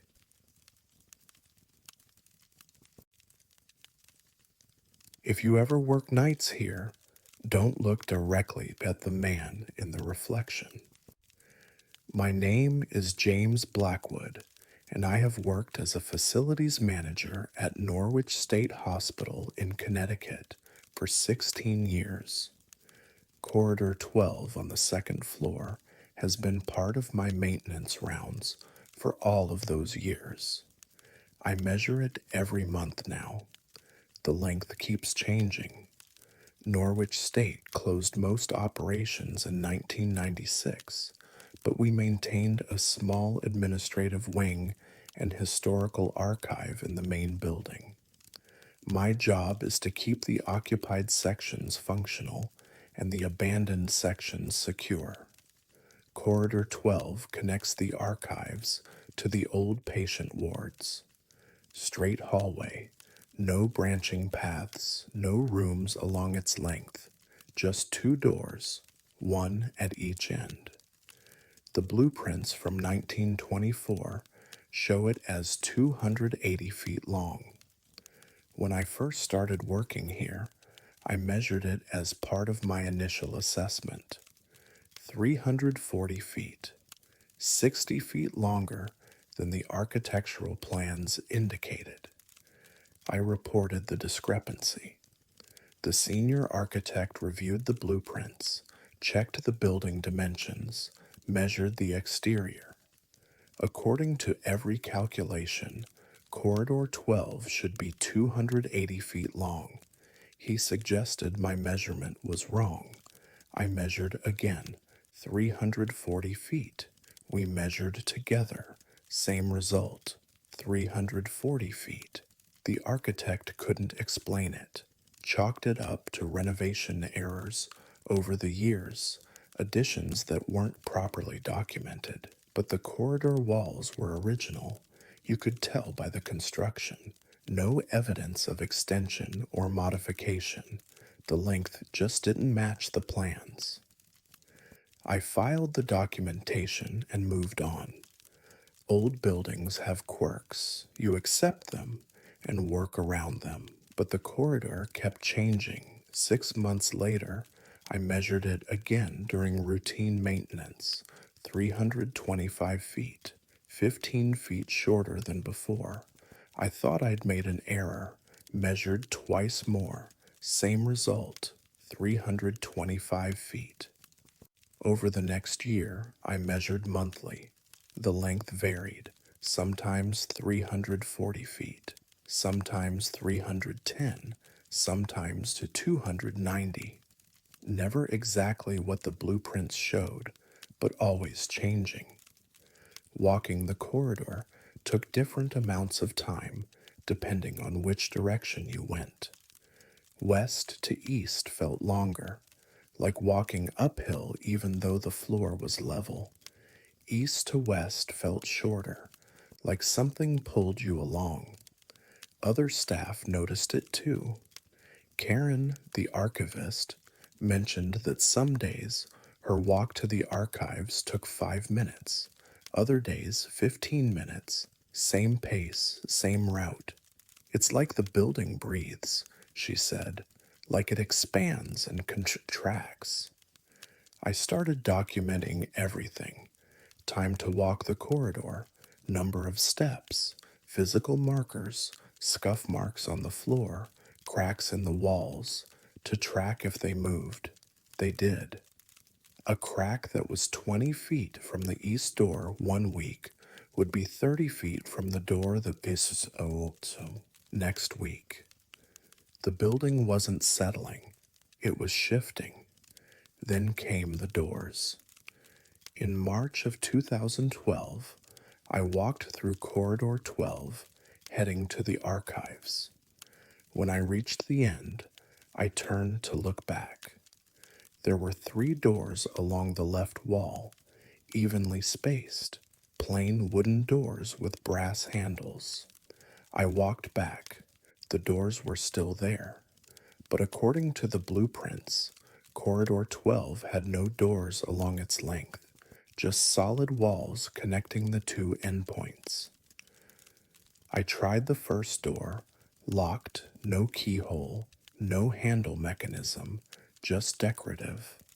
The next day the doors were gone, solid wall again. A week later, they were back. Different positions this time. Two doors on the right wall, one on the left. I reported it to administration. They sent someone to investigate. The day they came, the corridor was normal, 280 feet, no extra doors, just a straight hallway matching the blueprints perfectly. Looks fine to me, the inspector said. After he left, it changed again. I started keeping a journal, documented every time I walked the corridor, date, time, length, number of doors, walking duration. Over 3 months, I recorded 37 different configurations. The corridor was never the same, twice. Other phenomena developed. Sounds. Footsteps behind me when I walked alone, never catching up, never falling behind, just maintaining the same distance. I'd turn around. No one there, but the footsteps would continue until I reached the end. Staff started reporting reflections in the windows. The corridor had windows overlooking the courtyard on the north side. During the day, you'd see the courtyard, trees, sky, normal. At night, the reflection showed someone walking parallel to you. Always a man. Always the same man. Gray hair, long coat, walking with his hands behind his back, like he was supervising. Don't make eye contact with him, Karen warned me. If you look at him directly in the reflection, he looks back. I didn't believe her. One night, I walked the corridor alone, late shift, darkness outside. I saw him in the window reflection, keeping pace with me. I stopped. He stopped. I turned to look. Nobody there, just an empty corridor. I looked back at the reflection. He was facing me now, looking directly at me through the window. His expression was stern, disappointed. I felt cold, profoundly cold, like I'd done something wrong, violated a rule I didn't know existed. I walked away quickly. Behind me, I heard footsteps, faster now, following. I didn't turn around, didn't look at the reflections, just walked straight to the east door and through it. The footsteps stopped at the threshold. Karen found me in the break room. You looked at him, didn't you? How did you know? Because you have the expression. Everyone does after they see him directly, like you've been judged and found wanting. Who is he? The superintendent, Dr. Edmund Pierce. He designed this hospital in 1923, obsessed with perfect geometry, perfect proportions. He believed hospital architecture could heal patients through mathematical harmony. He died in 1937. Heart attack. They found him in corridor 12, measuring the walls. I researched Dr. Pierce, found his architectural journals in the archives. He'd written extensively about corridor 12, called it the spine of the structure, believed it was the key to the building's therapeutic properties. But his measurements never matched. He documented the same problem I'd found.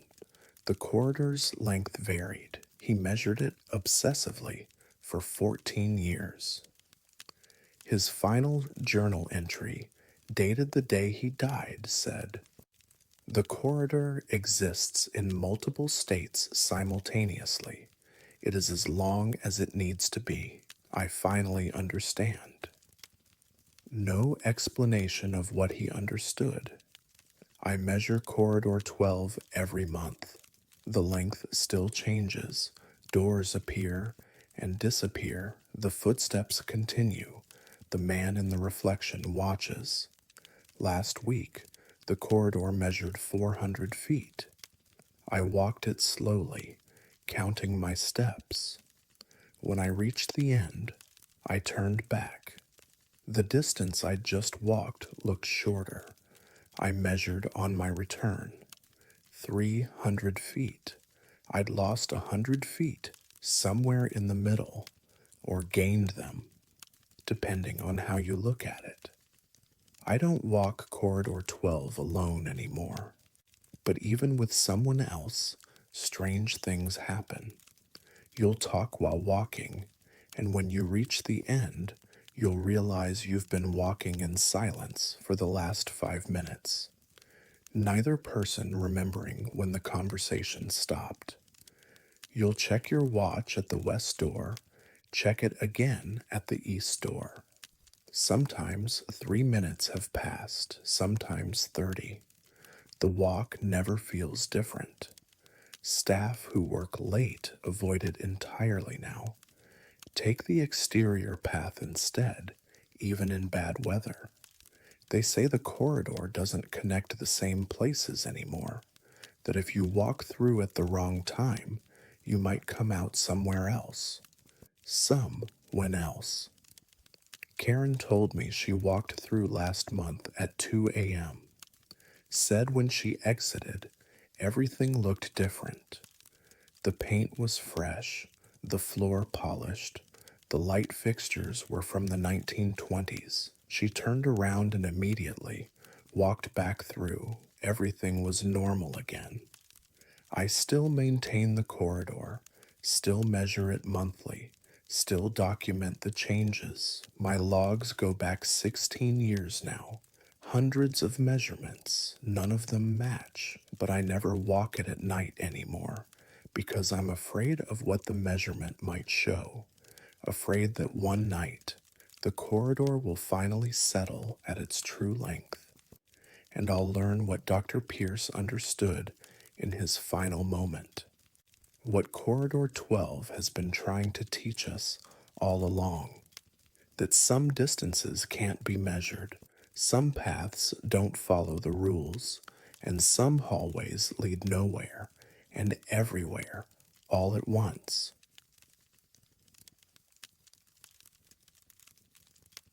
I never reported what happened that night, but it still follows me.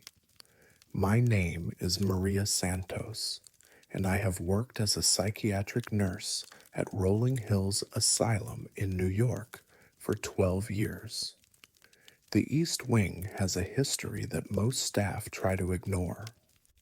But when patients start speaking in the voices of the dead, with information they couldn't possibly know, ignoring it becomes impossible.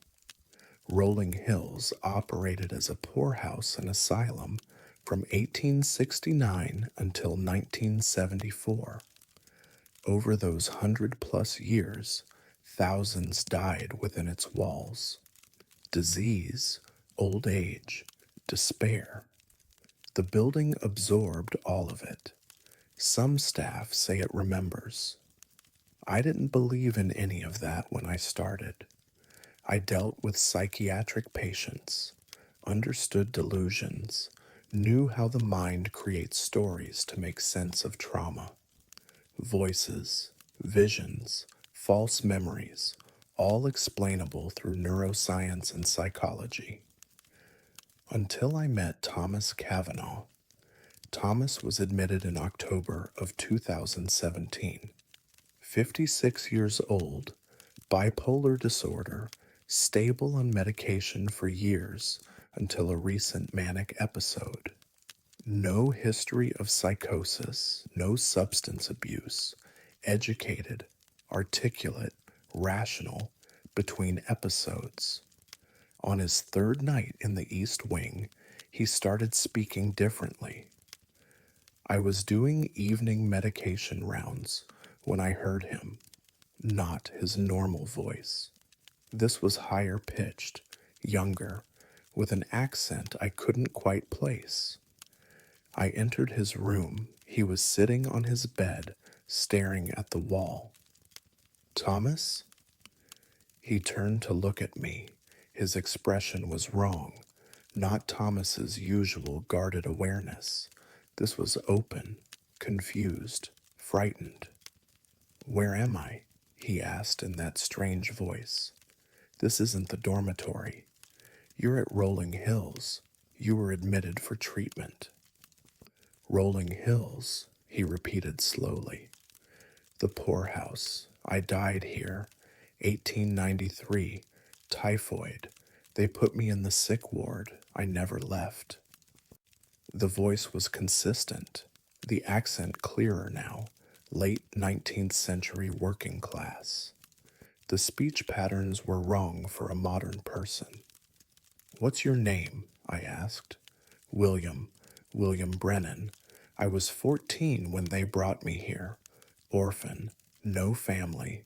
Nowhere else to go. I noted it in the chart as an unusual dissociative episode, but something bothered me. Thomas was speaking with confidence about details he shouldn't know. The sick ward, the dormitory layout, historical details about the building's operation as a poorhouse. The next morning, Thomas had no memory of the conversation. He was himself again, confused about why I was asking strange questions about someone named William. I researched the name, found records in the Rolling Hills archives. William Brennan, admitted to the poorhouse in 1892 at age 13, died of typhoid fever in October 1893, age 14. His death certificate listed the location as the East Wing Sick Ward, the same wing where Thomas was staying. Over the next week, Thomas channeled the three more voices. Different names, different ages, different time periods, all historically verified, all people who had died in Rolling Hills. I wasn't the only one noticing this phenomenon. Other nurses reported similar experiences with different patients, always in the East Wing, always historically accurate information, always people who had died in the building. We documented everything, recorded the sessions, cross-referenced the names and details with historical records. Every single voice matched a real person who had died at Rolling Hills. The patterns were disturbing. Patients would speak in voices not their own, providing names, dates, personal details, causes of death, information not accessible to them, no internet in the patient rooms, no access to historical archives. Many of our patients had limited education and no background in local history. Yet, they knew Dr. Morrison, the facility director, brought in a psychiatrist from Cornell to evaluate. Dr. Sarah Chen spent 2 weeks interviewing patients, reviewing records, trying to find a rational explanation. She found none. This goes beyond cryptomnesia or confabulation, she told us in her final report. The patients are accessing information they demonstrably have no way of knowing. Either we're witnessing an unprecedented form of collective unconscious, or something else is happening here. She recommended we document the phenomenon, but continue treatment as usual. The voices weren't harmful. They weren't commanding patients to do anything dangerous. They were just talking, sharing their stories, making themselves known. But then Sarah Wright arrived. Sarah was 62, admitted for severe depression following her husband's death. Quiet woman, former librarian, she had never been to Rolling Hills before, had no connection to its history. On her second night, she started speaking, but this time it wasn't one voice. It was multiple voices, overlapping, speaking simultaneously through her, a chorus of the dead. I found her in her room, sitting upright in bed, her mouth moving rapidly, different voices emerging in quick succession. Names, dates, pleas, dozens of voices all trying to speak at once. Help us. Remember us. We're still here. Don't forget. Say our names. Tell them we existed. It went on for 40 minutes. We couldn't sedate her. She wasn't agitated, just occupied, housing something that needed to be heard. When it finally stopped, Sarah collapsed. We stabilized her, ran tests. Everything was physically normal. But when she woke, she had a message. They want their names read, she said in her own voice, exhausted but clear. The ones without markers, the ones buried in the cemetery with no names. They want to be remembered. They want someone to say their names out loud.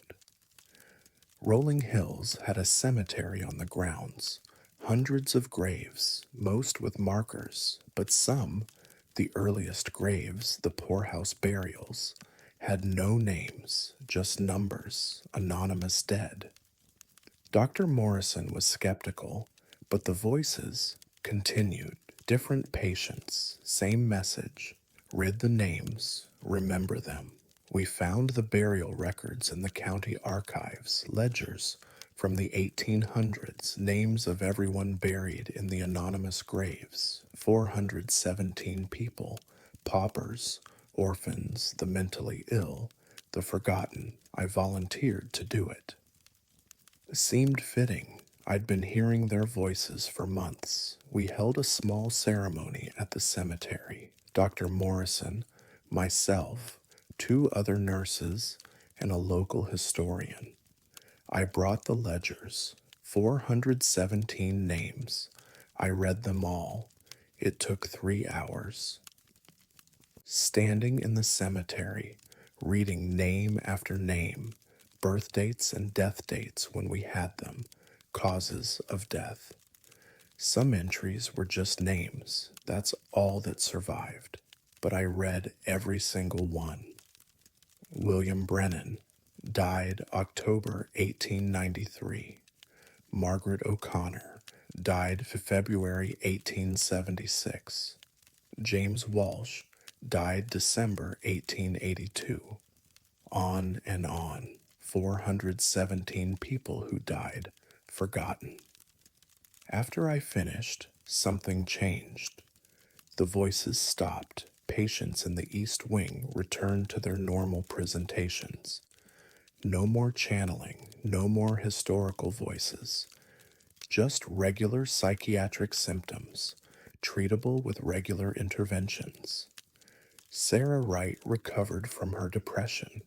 Thomas Cavanaugh stabilized. Others improved. Dr. Morrison tried to attribute it to coincidence, to the natural course of treatment. But we knew better. The dead had wanted something simple, to be acknowledged, to have their names spoken, to be remembered. We'd given them that. I still work at Rolling Hills. The East Wing is quiet now, but we maintain a tradition. Once a year, on October 31st, we read the names again, all 417. It takes 3 hours. We take turns. Staff, volunteers, sometimes family members of current patients who want to participate. We read the names out loud. We remember them. We acknowledge they existed. They suffered. They died in this place. And the building stays quiet. The voices rest. Because someone finally heard them. Someone finally remembered, and that's all any of us really want. To be known, to be remembered, to have our names spoken, even after we're gone, even from the graves without markers, even from the forgotten places. We existed, we mattered. Say our names.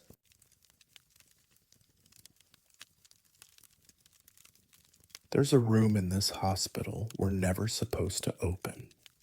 I know why. My name is David Chen, and I have worked as a psychiatric orderly at Camarillo State Mental Hospital in California for 9 years. Room 666 in the violent patient ward isn't a joke. It's not a coincidence. And the things that happen there are very, very real. Camarillo State opened in 1936 and closed in 1997. The main hospital is abandoned now, but we maintain a small, secure psychiatric unit in the West Building for forensic patients, people too dangerous for standard facilities. The violent patient ward has 36 rooms. Room 666 is at the end of the corridor. The number wasn't chosen to be provocative. The building was constructed in sections, and the numbering system simply worked out that way. 600 series for the 6th floor, 60 series for the 6th wing, room 6 at the end. 666. An accident of architecture and mathematics. But what happens in that room is no accident. I learned about it during my second week. The night supervisor, an older man named Richard, who'd worked there since the 80s, pulled me aside. "You'll be assigned to 666 eventually," he said. "When you are, follow the protocol exactly. Check the restraints before your shift. Check them again during rounds. Check them before you leave. Every single time. Why? Because they'll be unbuckled every morning, and the door will still be locked from the outside." I thought he was messing with the new guy, hazing, but his expression was completely serious. How is that possible? It's not possible. It happens anyway. The first patient I monitored in 666 was a man named Marcus Delgado, 47 years old, diagnosed with schizophrenia and violent tendencies, currently stable on medication but requiring close observation. Standard placement for our ward. I checked his restraints at the start of my shift. 10 p.m., 4-point restraints, locked properly, securing both wrists and both ankles to the bed frame. Standard protocol for violent ward patients during sleep hours. I checked on him during midnight rounds. Still restrained, sleeping quietly. I checked again at 3 a.m. Still restrained. At 6 a.m., when the day shift arrived, I did my final check before handoff. The restraints were unbuckled, all 4 of them. Still threaded through the bed frame. Still locked, but unbuckled from Marcus's wrists and ankles. Marcus was asleep in the same position, arms at his sides, exactly where the restraints should have been holding them. The door had been locked all night. I had the only key. Security footage showed no one entering or leaving. I reported it. The day supervisor, a woman named Patricia, wasn't surprised. "Room 666, she said. "It happens every time. We've reported it to administration for years. They've investigated, found no explanation. Now it's just in the protocol. Check the restraints frequently. Document everything. Try not to think about it too much." Has anyone been hurt? Not yet. That's the strange part. The restraints come undone, but the patients never become violent. They just sleep through it, like something's releasing them gently. Over the next few months, I was assigned to 666 17 times. 17 different patients. Every single time, the restraints would be unbuckled by morning. But that wasn't the only phenomenon. Patients moved to 666 developed the same recurring nightmare on their first night. Every single one. Different patients, different backgrounds, different psychiatric conditions. Same nightmare. They described it the same way, standing in a dark room surrounded by hundreds of other people, all sleeping, and something moving through the crowd, touching each person, whispering something they couldn't quite hear. When they woke, they'd all say the same thing. It was checking on us, making sure we were okay. Marcus Delgado told me about it during his morning evaluation after his first night. "I've never had a dream that clear," he said. "It felt more real than being awake. And the thing moving through the crowd, it wasn't scary. It felt protective, like it was watching over us." What did it look like? I couldn't see it, just a presence, a shadow that moved like it had purpose. When it got to me, it touched my wrists and ankles, right where the restraints were, and I felt them loosen, like it was setting me free. I documented everything. So did the other orderlies. We had years of reports, hundreds of patients, all describing the same dream, all waking to find their restraints mysteriously unbuckled. Administration brought in investigators, sleep specialists, psychiatrists, engineers to examine the restraint mechanisms, locksmiths to verify the locks, security experts to review the footage. No one found anything. The restraints were functioning properly. The locks were secure. No one was entering the room. But every morning, without exception, patients in 666 would wake up freed from their restraints. Then we had a patient who didn't follow the pattern. Gerald Moss, 34 years old, history of extreme violence, multiple assaults, 3 murder attempts. He was the most dangerous patient we'd housed in years. Maximum security protocols. 666 was the only room secure enough. Gerald's first night, I checked his restraints every 30 minutes. I was nervous. If anyone was going to hurt themselves or others after being mysteriously freed, it would be Gerald. At midnight, the restraints were secure. At 12:30, unbuckled, I entered the room immediately, ready for confrontation. Gerald was sitting up in bed, hands in his lap, completely calm. The restraints hung loose from the bed frame. "You can put them back," he said quietly. "I won't fight you." What happened? It came, like in the dream. It released me. "You're not going to become violent?" "No," he said. His voice was different, softer. It told me something. In the dream, something I needed to hear. "What did it tell you?" Gerald looked at me with an expression I'd never seen on a violent patient. Peace.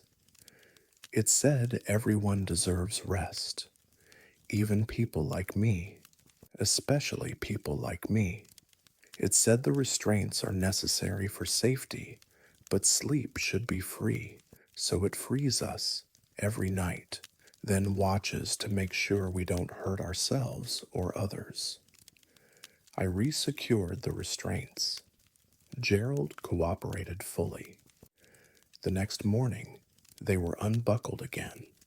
Gerald stayed in 666 for 3 weeks. Never showed violence, never resisted treatment. His entire presentation changed when he was transferred to a lower security unit. The psychiatrists noted remarkable improvement in his condition. I asked him about it during his exit interview. Room 666, he said. Something in there cares about us, really cares. Not in a clinical way, in a human way. It knows what it's like to be restrained. It knows what it's like to be considered dangerous. And it gives us a few hours each night to feel what freedom feels like, even if we're too asleep to appreciate it. Do you know what it is? I think it's everyone who was ever restrained in that room. Everyone who spent their nights locked down, wrists and ankles secured, unable to move. They're all still there, and they're making sure no one has to feel completely helpless, even for a night. Room 666 is still in use. We still restrain patients there according to protocol, and every morning, without fail, the restraints are undone. Security still can't explain it. Administration still can't stop it. The locks work perfectly, except for this one specific phenomenon. But here's what we've learned over decades. Patients housed in 666 show lower rates of violence, better treatment outcomes, improved cooperation with staff. Something about that room changes people. Maybe it's the dreams. Maybe it's the mysterious nightly freedom. Maybe it's knowing that something is watching over them, caring about them, refusing to let them be completely powerless. Last month, during renovation planning, administration suggested sealing 666, putting violent patients in other rooms. Every orderly and nurse who's worked that ward objected. We submitted a formal petition.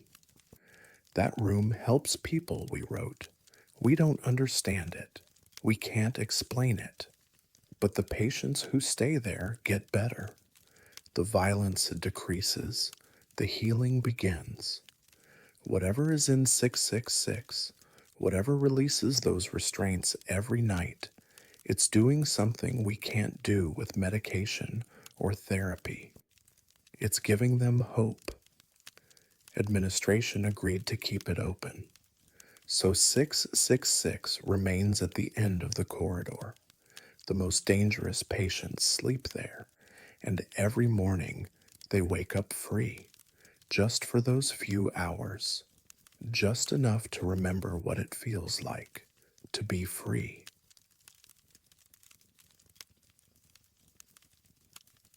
I didn't believe in the dead returning until one of them asked me for help.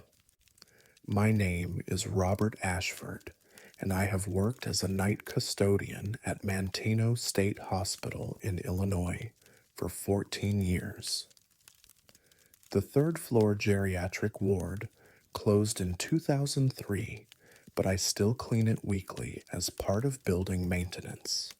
The fog appears every night at exactly 11:47 p.m. I've learned not to walk into it.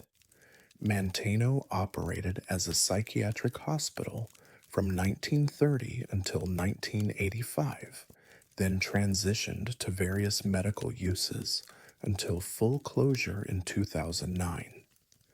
The third floor housed elderly patients with dementia and terminal illnesses in its final years of operation.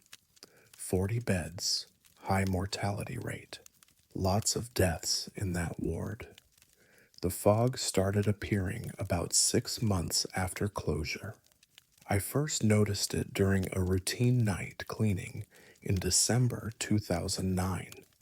I was mopping the corridor when I saw it. Ground level fog rolling out from the old patient rooms, spreading across the floor like water. Dense, white, cold, unnatural for an interior space. I checked the HVAC system. No malfunction, no reason for fog to form indoors. The temperature was normal, humidity normal, but the fog persisted. It appeared every night. Always at 11:47 p.m. Always ground level, never rising higher than about 3 feet. Always the same density, the same slow rolling movement. I reported it to facilities management. They investigated, found no source, no moisture buildup, no temperature differential, no ventilation issues. The fog had no physical cause, but it was real. You could see it, feel it, cold and damp on your skin when you got close. After a few weeks, I stopped reporting it, just worked around it. The fog would appear at 11:47, fill the corridor for about 20 minutes, then dissipate. I scheduled my cleaning to avoid that time frame. Then I found Mrs. Patterson. I was finishing up the east wing around midnight when I saw someone standing in the fog. An elderly woman in a hospital gown, thin and frail, just standing there with the fog swirling around her knees. "Ma'am," I called out, "you shouldn't be here. This building is closed." She turned to look at me. Her expression was confused, lost. "I'm trying to get home," she said, "but I can't find the door." I approached carefully. She looked so real, solid, but as I got closer, I saw something wrong. She was slightly translucent. I could see the wall behind her just faintly, through her body. "What's your name?" I asked. "Dorothy Patterson. I'm a patient here. They said I could go outside, but now I can't find my way back." I checked the records later. Dorothy Patterson, admitted to Mantino's geriatric ward in 2001, died of pneumonia in January 2003, age 78. She'd been dead for 6 years. I saw her 3 more times that month, always in the fog, always confused, always trying to find her way home. Other figures started appearing, different people, different ages, but all with the same story. They'd walked into the fog and gotten lost, couldn't find their way out, couldn't find the door that would take them home. I started documenting them, taking notes, names when they gave them, descriptions, what they said. Over 3 months, I recorded 47 different people. I cross-referenced with hospital records. Every single one matched a patient who had died in the third-floor ward. The fog wasn't just fog. It was something else, a threshold, a liminal space. And the patients who walked into it got trapped there, disoriented, unable to find their way forward or back. I talked to one man, Henry Walsh, died 2002, who'd been wandering in the fog for 7 years by his perception. "It's not time here," he said. "Everything loops. I walk and walk, think I'm getting somewhere, then I'm back where I started. The fog looks the same in every direction. There's no landmarks, no way to orient yourself." "What did you see when you walked into it?" I asked. "Home," he said. "I saw my house, the one I lived in before the hospital. The front door was open. I could see my wife inside, cooking. I walked toward it, but I never reached it. Just the fog, forever." The patients weren't in pain. They weren't suffering in an obvious way, but they were trapped, stuck in an endless gray space, searching for exits that didn't exist. I felt obligated to help somehow. I started talking to them, all of them. Every night, I'd walk the perimeter of the fog. I learned not to step into it and talk to whoever appeared. You're in Manteno State Hospital, I'd tell them. Third floor. You died here. The fog is showing you things that aren't real. Your home isn't in there. The exit isn't in there. Some listened. Some didn't. Some got angry. Most were just sad. But I can see it, Dorothy Patterson said. My house, my garden, it's right there. It's a reflection, I said, a memory. The real place isn't there anymore. Then where do I go? I didn't have an answer for that.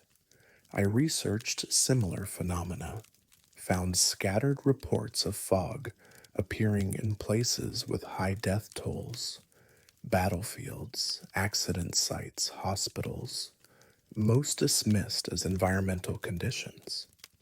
But some descriptions matched what I was seeing, fog that showed you things, that trapped you in illusions. One paper, written by a parapsychologist in the 1970s, called it threshold fog. Spaces where the boundary between life and death became permeable. The fog formed at that boundary, and people caught in transition could get stuck there, seeing what they wanted to see, unable to complete their passage. The paper suggested that the trapped needed guidance, someone to tell them the truth, to break the illusion. I started being more direct with the patients. You died, I'd say. Your body is gone. Your home is gone. What you see in the fog is what you want to see, not what's there. You need to let it go. Henry Walsh was the first to listen. Really listen. Let it go, he repeated. Just stop walking toward it? Yes. Accept that it's not real. Then look for something else, something beyond the fog. He stood still, stopped moving. The fog swirled around him. I see something, he said after a few moments. Not my house. Something else. Light. It's faint, but it's there. Walk toward that instead. He did, slowly, tentatively. As he moved toward whatever he was seeing, he began to fade, not dissolving into the fog, but fading like he was moving away from me, into some distance I couldn't perceive. Thank you, he said, his voice detoned now.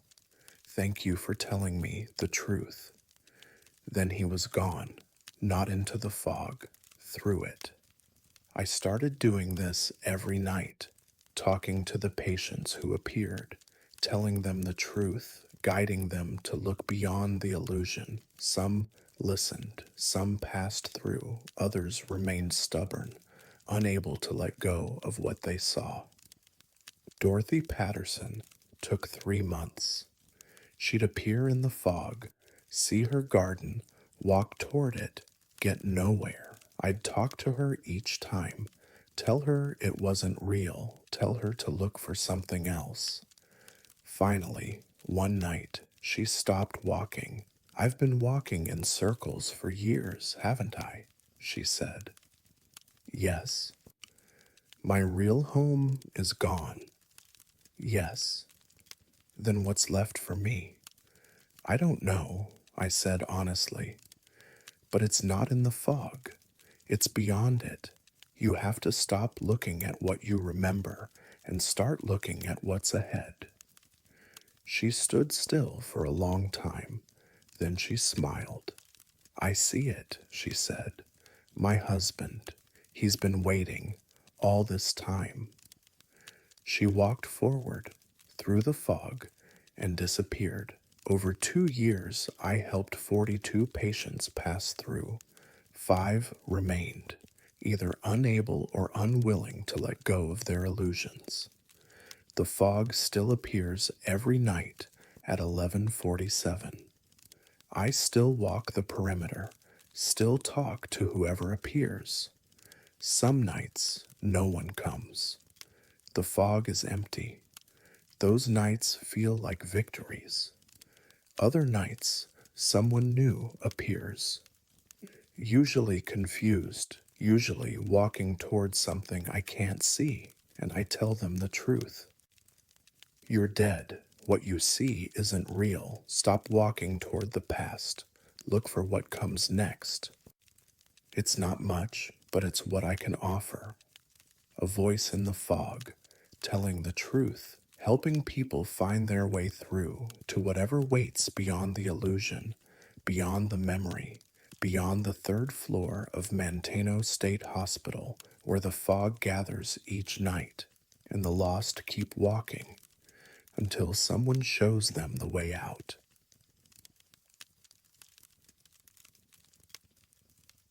Everything in the ICU was routine that night, until the monitors started tracking a patient who didn't exist. My name is Dr. Patricia Novak, and I have worked as a forensic psychiatrist at Rolling Hills Asylum in New York for 18 years.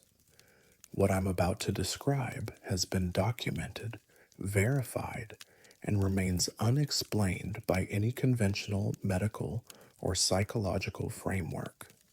Rolling Hills has a history that makes most staff uncomfortable.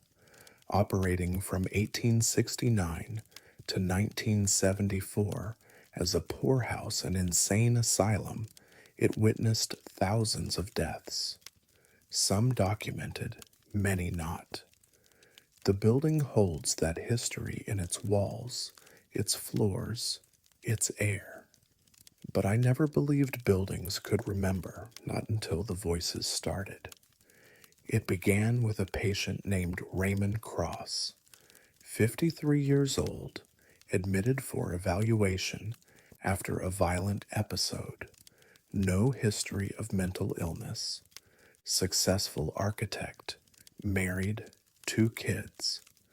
By all accounts, a normal man who suddenly attacked a coworker without provocation or memory of the incident. Our job was to determine if he was competent to stand trial. Raymond's mental status exams were unremarkable for the first week, oriented to person, place, and time. No delusions, no hallucinations, appropriate affect. Then on day 8, during our session, his voice changed, not dramatically, just slightly. The pitch shifted, the cadence altered. He was speaking in a different accent, Irish, working class, early 20th century. My name is Patrick Donnelly, he said. I died in this building in 1912. Pneumonia. They put me in the sick ward. I was 23 years old. I noted dissociative identity disorder as a possibility. Raymond had no known history of DID, but trauma can trigger late onset dissociation. Raymond, I said, using his name deliberately. Can you hear me? Raymond is still here, the voice said. But I'm here too. I've been waiting a long time to speak. You listen. You write things down. You might remember me. The voice gave me specific information. Date of admission to Rolling Hills, March 4th, 1912. Cause of death, pneumonia complicated by malnutrition. Burial location, the unmarked section of the grounds cemetery. Age at death, 23. I verified it later. Patrick Donnelly. Every detail matched the historical records. I continued meeting with Raymond. Patrick's voice appeared in 7 more sessions, always with consistent personality, consistent speech patterns, consistent historical knowledge. When Patrick wasn't present, Raymond had no memory of what he had said. Then other voices began emerging, not just from Raymond, from multiple patients. Margaret Chen, 68, admitted for dementia evaluation, suddenly spoke in the voice of a young girl named Emily Whitmore, who died at Rolling Hills in 1893 at age 9. David Brooks, 41, admitted for psychotic break, channeled a man named Joseph McCarthy, who'd worked at Rolling Hills as an orderly and died in 1936. 3 different patients, 3 different voices, all historically verified. I consulted with colleagues, brought in specialists. We documented everything, recorded the sessions, had the patients examined by multiple psychiatrists. The consensus was troubling. This wasn't conventional dissociation. The patients had no access to the historical information they were providing. No internet, no books, no contact with anyone who could have given them these details. Yet they knew names, dates, causes of death, personal information about people who'd been dead for decades or over a century. Over 3 months, we documented 43 different voices across 12 patients. Every single one matched historical records. Every single one represented someone who had died at Rolling Hills. But here's what made it impossible to dismiss. The voices provided information that wasn't in any records. Patrick Donnelly, speaking through Raymond Cross, told us about a ring he'd hidden under a loose floorboard in his dormitory room before he got too sick to care about it. My mother's ring, he said, all I had left of her, silver band with a small garnet. I hid it because the other men would steal anything valuable. I meant to retrieve it when I got better. I never did.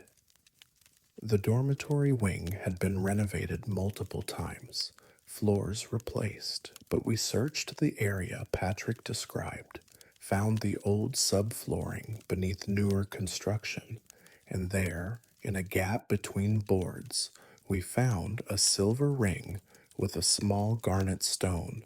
We had it dated early 1900s, consistent with Patrick's description. Emily Whitmore, speaking through Margaret Chen, described a doll buried in the garden. They wouldn't let me keep it inside, said I was too old for dolls, so I buried it by the oak tree near the well, wrapped in blue cloth.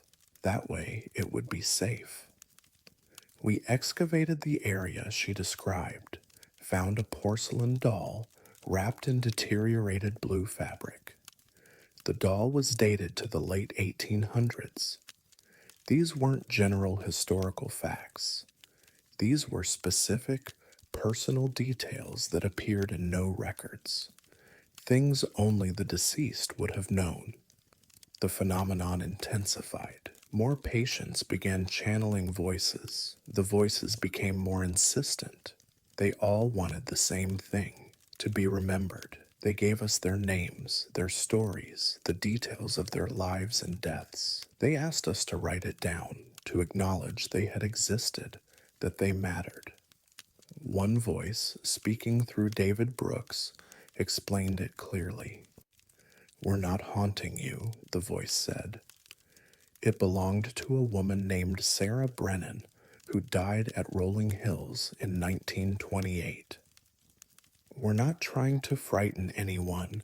We just don't want to be forgotten. So many of us died here with no family, no mourners, no one to remember our names. We were buried in unmarked graves. Our lives were hard. Our deaths were lonely. And then we were erased. What do you want? From us? I asked. Say our names. Write them down. Put them somewhere permanent. That's all. Just acknowledge we existed. I presented my findings to the asylum's board, showed them the documentation, the verified historical matches, the physical evidence we'd uncovered, the recordings of patients providing information they couldn't have accessed, they didn't know how to respond. But they agreed to a memorial. We commissioned a wall in the main building, engraved with names. Every person we could verify had died at Rolling Hills without family or marked graves. Over 800 names compiled from historical records and from the information provided by the voices. We held a dedication ceremony, read the names aloud, all of them. It took 6 hours. As we read, something happened. The patients who had been channeling voices began to stabilize. The voices withdrew, not violently, not traumatically. They just left. Raymond Cross had no more dissociative episodes. Margaret Chen's dementia symptoms improved. David Brooks's psychosis resolved. They had no memory of the voices they'd carried, but they all reported feeling lighter, unburdened. Like something was using me to deliver a message, Raymond said during our final session. And once the message was delivered, it let me go. The wall remains in the main lobby, 817 names. People who died forgotten at Rolling Hills between 1869 and 1974. New patients still see it, ask about it. We tell them it's a memorial, a way of honoring those who lived and died here. We don't tell them how we learned the names. We don't tell them about the voices. But I know the truth. Those voices weren't delusions or hallucinations. They were the dead, using whatever means they could to be heard, to be acknowledged, to be remembered. And now they rest. Because we listened, because we wrote their names, because we said, you existed, you mattered, we remember you. That's all they wanted. That's all any of us want. To be known, to be acknowledged, to have our names spoken, even after we're gone, to know that we mattered to someone, that we weren't forgotten, that we existed. And on the wall at Rolling Hills, 817 names prove it. 817 people who refused to be erased, who found a way to be remembered through the voices, through the echoes, through us.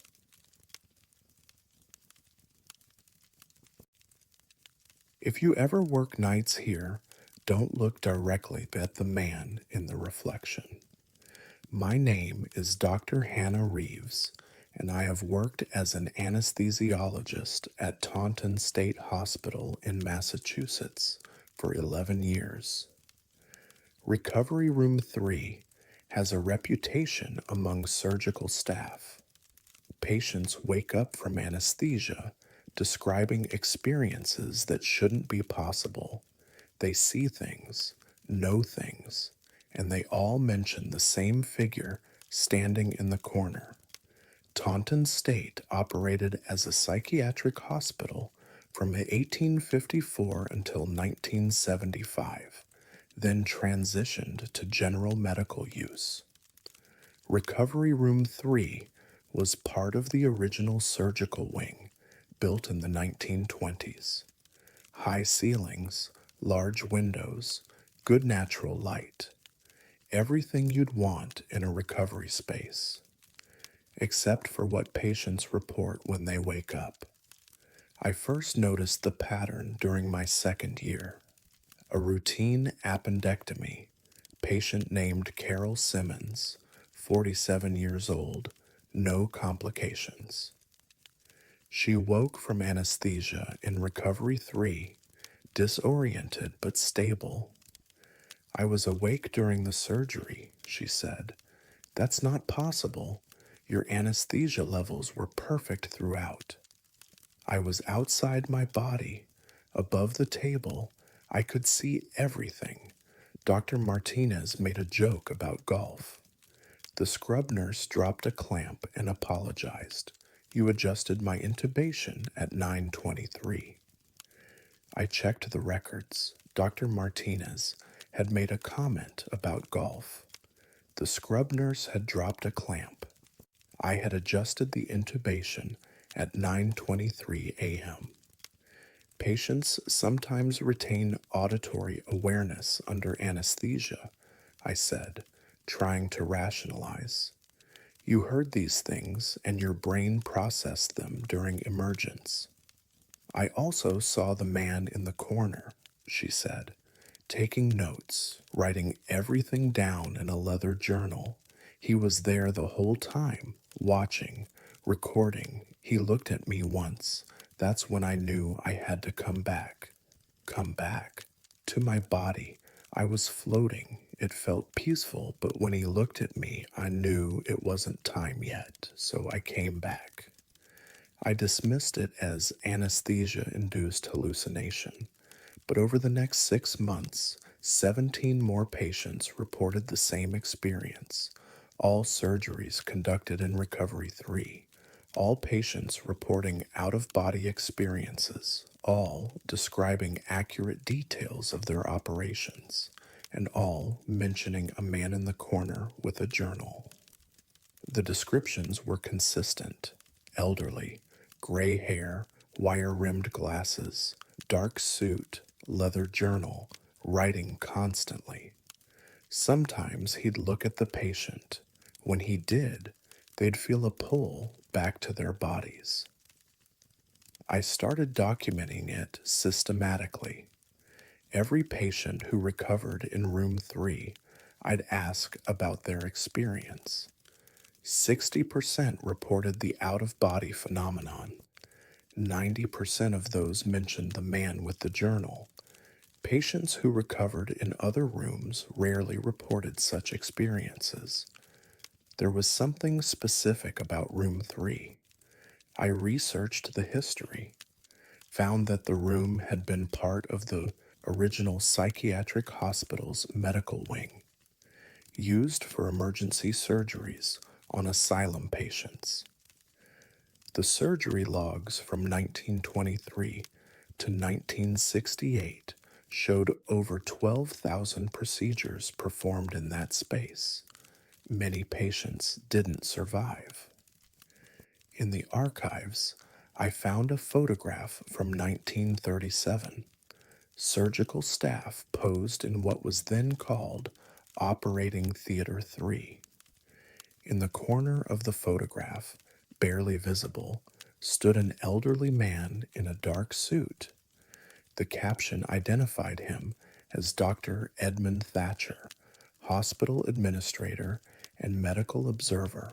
The man matched patient descriptions exactly. I found Dr. Thatcher's personnel file. He'd worked at Taunton State from 1920 until his death in 1962. His role was unique. He observed all surgical procedures, documented outcomes, maintained detailed records of every operation. His journals filled an entire section of the archives. 42 years of surgical observations, written in meticulous detail. According to staff notes from 1962, Dr. Thatcher died of a heart attack while observing a surgery in Operating Theater 3. He collapsed in the corner of the room, journal in hand, still rating his observations as he died. The same corner where patients reported seeing him. I shared my findings with the surgical staff. Some dismissed it. Others admitted they'd noticed the pattern, but hadn't wanted to report it for fear of sounding unprofessional. Dr. Martinez, the senior surgeon, told me he'd felt watched during procedures in room 3. Like someone's evaluating my technique, makes me more careful, more precise. The surgical outcomes supported this. Procedures in Recovery 3 had a lower complication rate than other surgical rooms. Better patient outcomes, fewer errors. It was as if someone was still observing, still ensuring quality care. Then we had a crisis situation. A patient named Robert Walsh, 64, emergency cardiac surgery. Complications during the procedure. We lost his pulse on the table. We performed CPR, administered drugs, fought for 12 minutes to bring him back. We succeeded. Pulse returned, stabilized, moved him to recovery 3. When he woke, he was crying. I wasn't supposed to come back, he said. I was ready. I was at peace, but the man told me it wasn't time. What man? The one taking notes. He was there during the surgery.